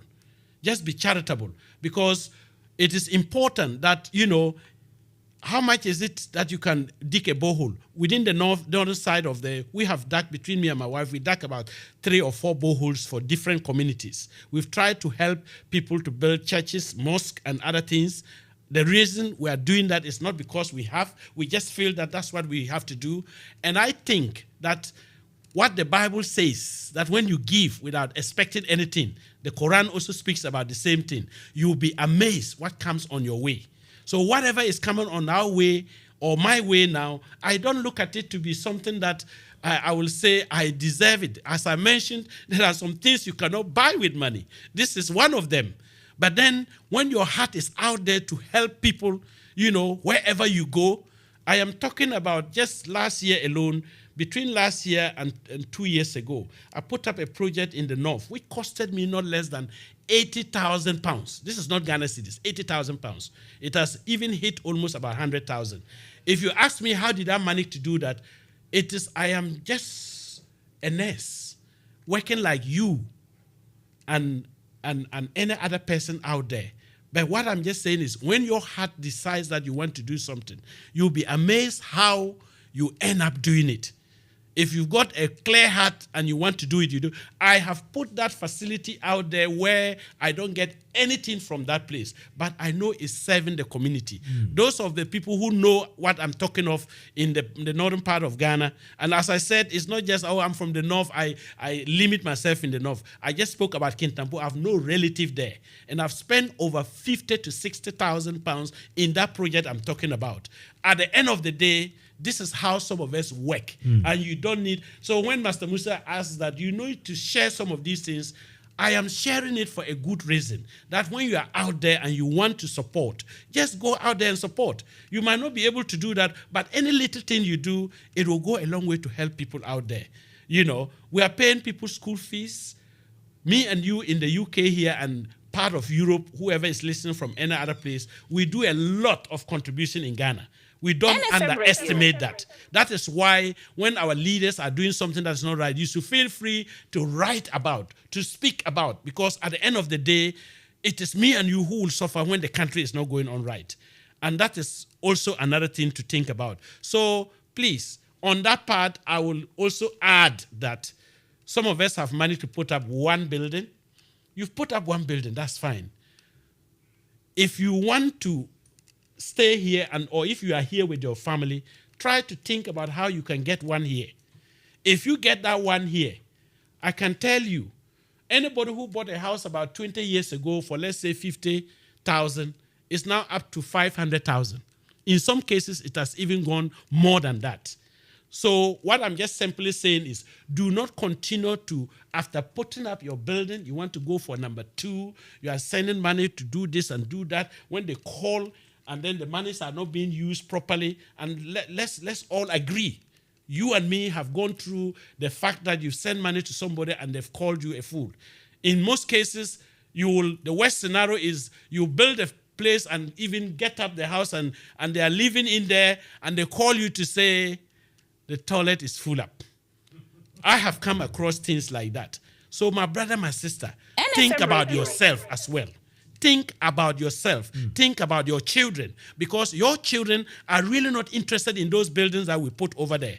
They are not. That is a very good point. They are not. And if for any reason they want to go and stay there, fine, that is good. And you get few of them who do that. A lot of our brothers and sisters, I've got two girls and a boy who is grown. My 2 of them are actually medical officers, and one has finished as a nurse. Who knows? One day, if they want to go back home to work over there, I'll say hallelujah.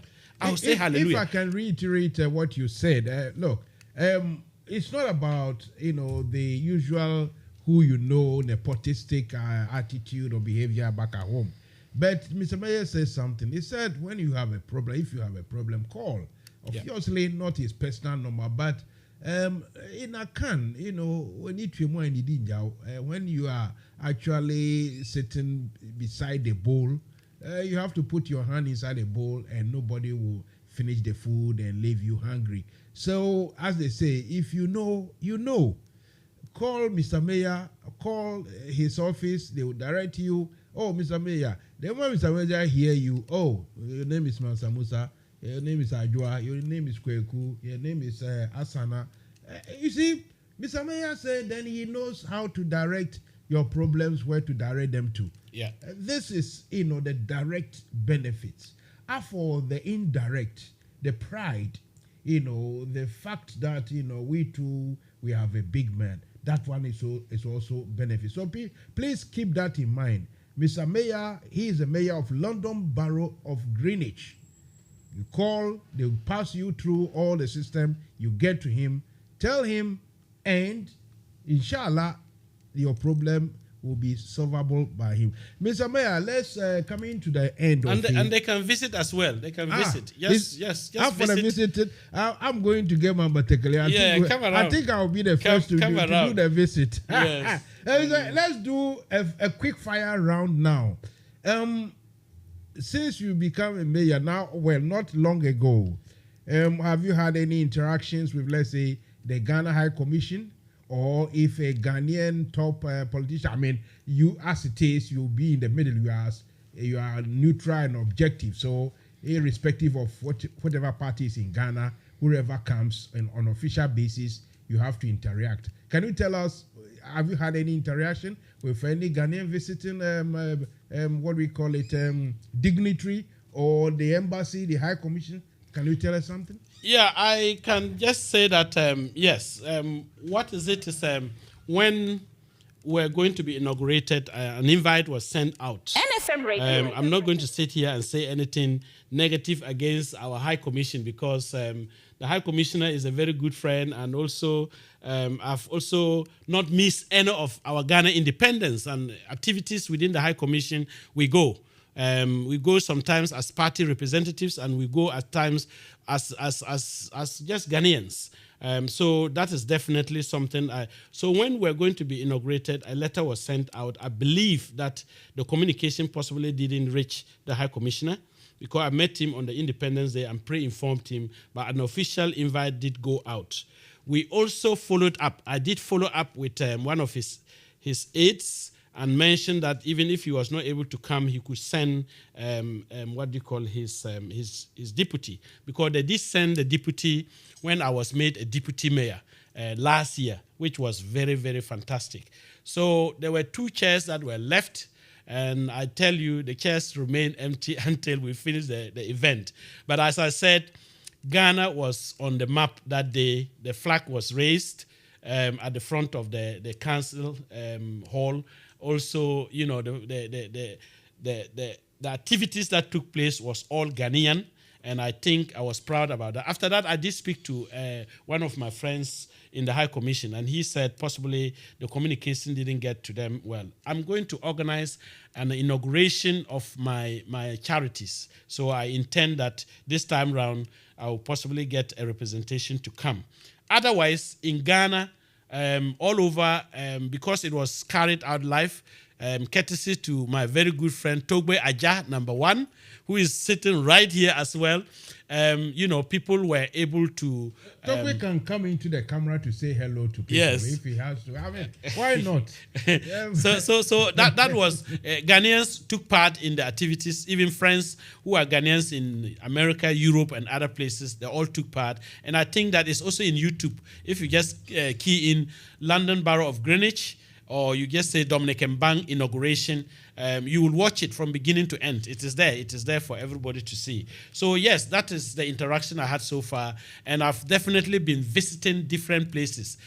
So far, I've visited over nearly 40, made 40 events, or visited about 40 places. That's attending about 40 meetings since I took over office from the 31st of last month. And I think that is one thing, is really, really a lot of work to do. But that is what it is just an honor to be an ambassador and also to serve my people in that sense. So as I always said, they give you this honor, you have to hold it with 2 hands. You have to keep the dignity. NFM you Radio. have to keep the honesty. You have to keep the pride of Ghanaian, being Ghanaian. Yesterday, I dressed up as in my northern attire at the the Nigerian festival, and it was fantastic.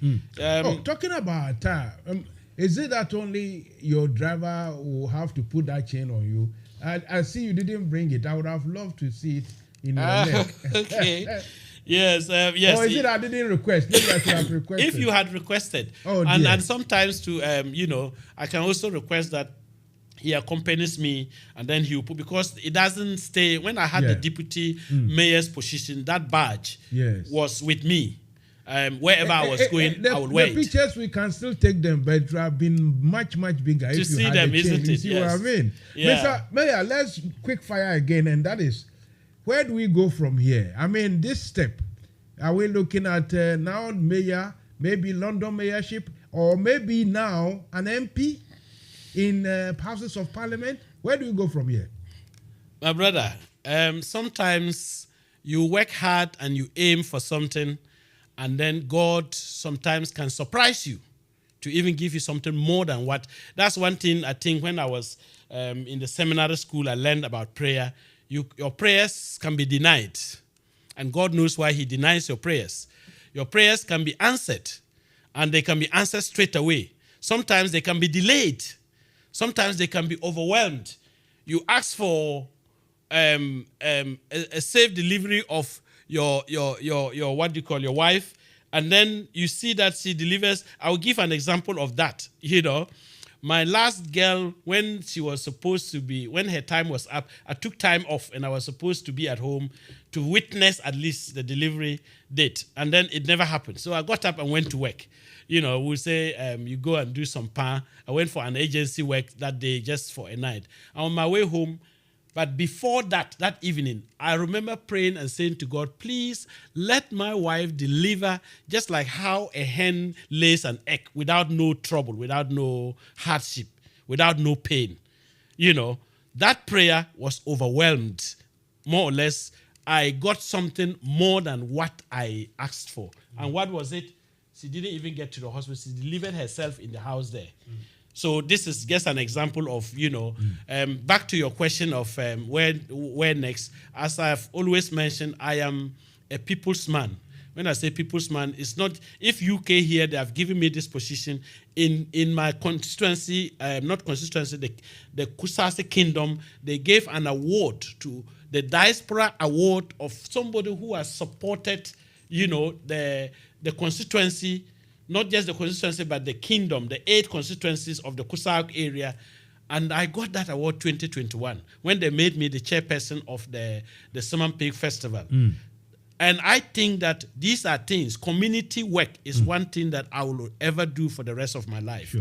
Because whether here or in Ghana, when you see my tracks on the community side, I don't joke about it. It's the community work that has put me to become the mayor. I started working, sending leaflets and helping other people in their aspiration as councillors and parliamentarians. And then when I put myself, I haven't decided where to move up yet. But I told my worksite guys in St. Thomas's that after 1 year, I'll be coming back. So it's not a case where my job was taken away. I asked that it's a sabbatical leave I'm taking, and I'll return. So definitely, I would like to definitely return, but you never know. Anything at all can happen. So, Mr. Mayor, you are not going to tell me the secret. I won't tell anybody. Don't you want to be an MP at the Parliament or even challenge for the mayorship, London? Tell me, I won't tell anybody. Oh, because you won't tell anybody, I would like to become anything at all you can think of that a human being can go for. You see? Yes, and one thing is at the right time, I think when you put yourself forward, hopefully that will happen. We do both UK and Ghana politics, but for now, I am the mayor for the. Serious, Mr. Mayor. Yes, you want to eye things in Ghana as well, isn't it? I've not asked you so much about that, but it's also possible. That, they have people have spoken to me severally about that, and what I told them was whatever I came to do was my heart. Like for instance, it has been in my heart that I would like to make a party for over 70s. And I managed to do it this year. Yes. I went and got them in the morning up to evening time for them to eat and drink and enjoy themselves and serve them and dance with them and stayed with them over nearly 20 different communities that came together to a facility that I put up.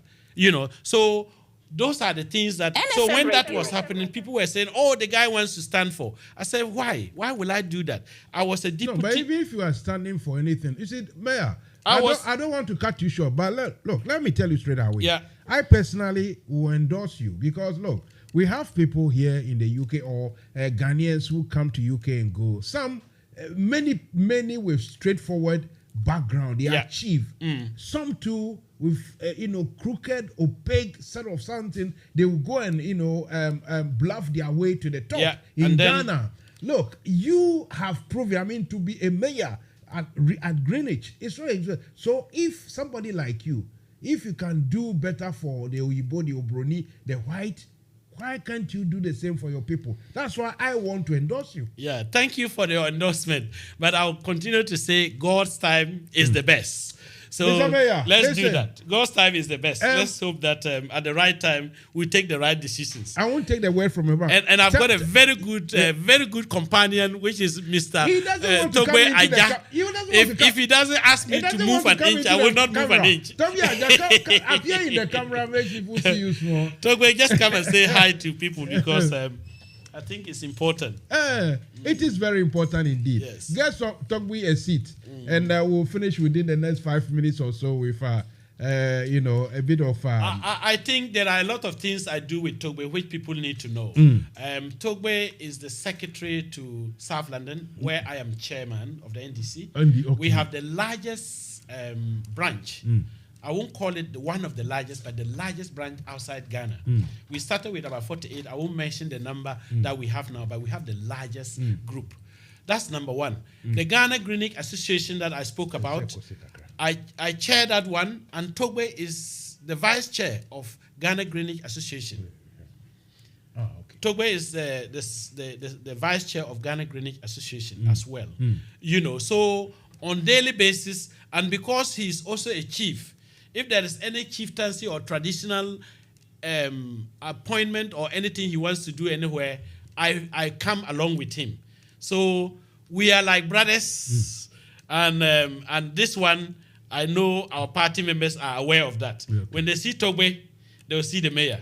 When they see the mayor, they will see Togbe. Togbe, that is the situation. Now I see you. Me and you, don't tell the mayor I ask you this, but don't you also endorse him that I should carry the good stuff to Ghana as well, Togbe? You can get the microphone to your mouth small. Okay, all right. Go ahead. Thank you very much, listeners and viewers of New Face Media. Mansa Musa, thank you so much for bringing us to your studio today. We are very grateful, and I believe that the mayor of Greenwich has done a great job to his credit, and by the grace of God, he's not a mayor. And he is speaking to the world this evening, encouraging everyone that the sky is the limit.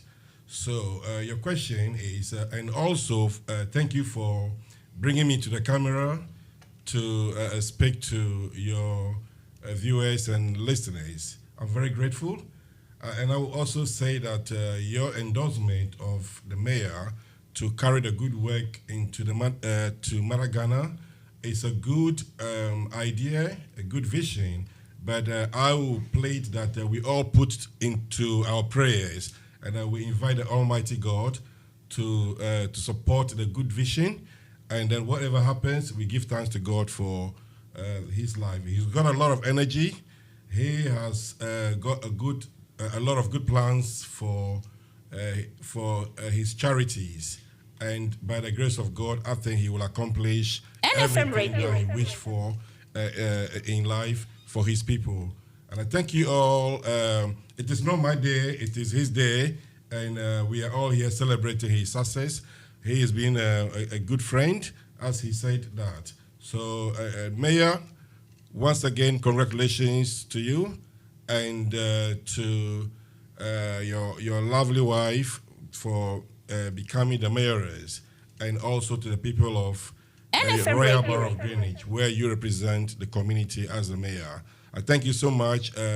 I live next door to you, so your success it's flooding the whole area. It's rubbing up on everybody. I think I'm also a good beneficiary of your success. Thank you so much, Mansa Musa. I'm grateful, and thank you to your producers and all that your team of expertise. I thank everyone. Thank you. Thank you too. And talking about my producer, those of you watching Facebook and YouTube, my producer, my manager, director, the others are at home, but Ben, Mr. Bonfe is here with us, and he's directing the technicalities and everything. Good on him. Mr. Mayor and his able lieutenant, thank you for coming. And hopefully this won't be the last time. Many other times, maybe at even different events, which, NFM can come and take part. We'll have an input, anything. Thank you for your time, and may God bless you, give you long life, give you more strength in the head and in the brain and everywhere, and so that we can carry, all of us can carry this home. This is a good thing, and what is good for the white, I think is good for Black Africans as well. Thank you for coming. Thank you. Thank you so much, and all those who have been listening, thank you so much. I mean, all what we've been talking today is absolutely to just share our experiences and inspire other people. If anybody is offended in any way, just forgive us, because for us, we just say what we think is right.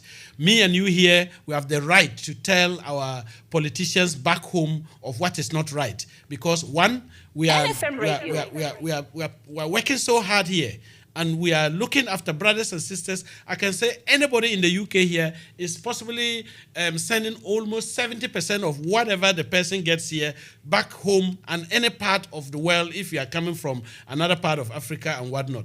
And it is important that we are part of what is happening there so that the right thing can always be done for the benefit of our people. And all what we say is, let's live in peace.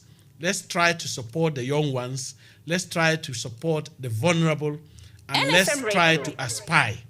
And at the end of the day, when God sends us to wherever we will reach, we will give him the glory as we are giving him the glory this evening.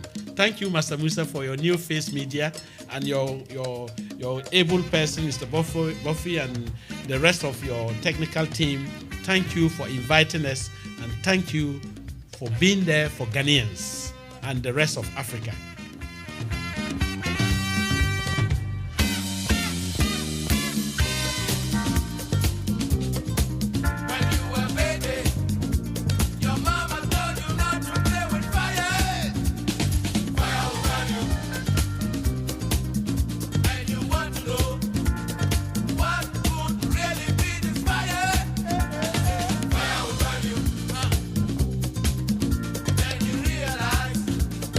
Don't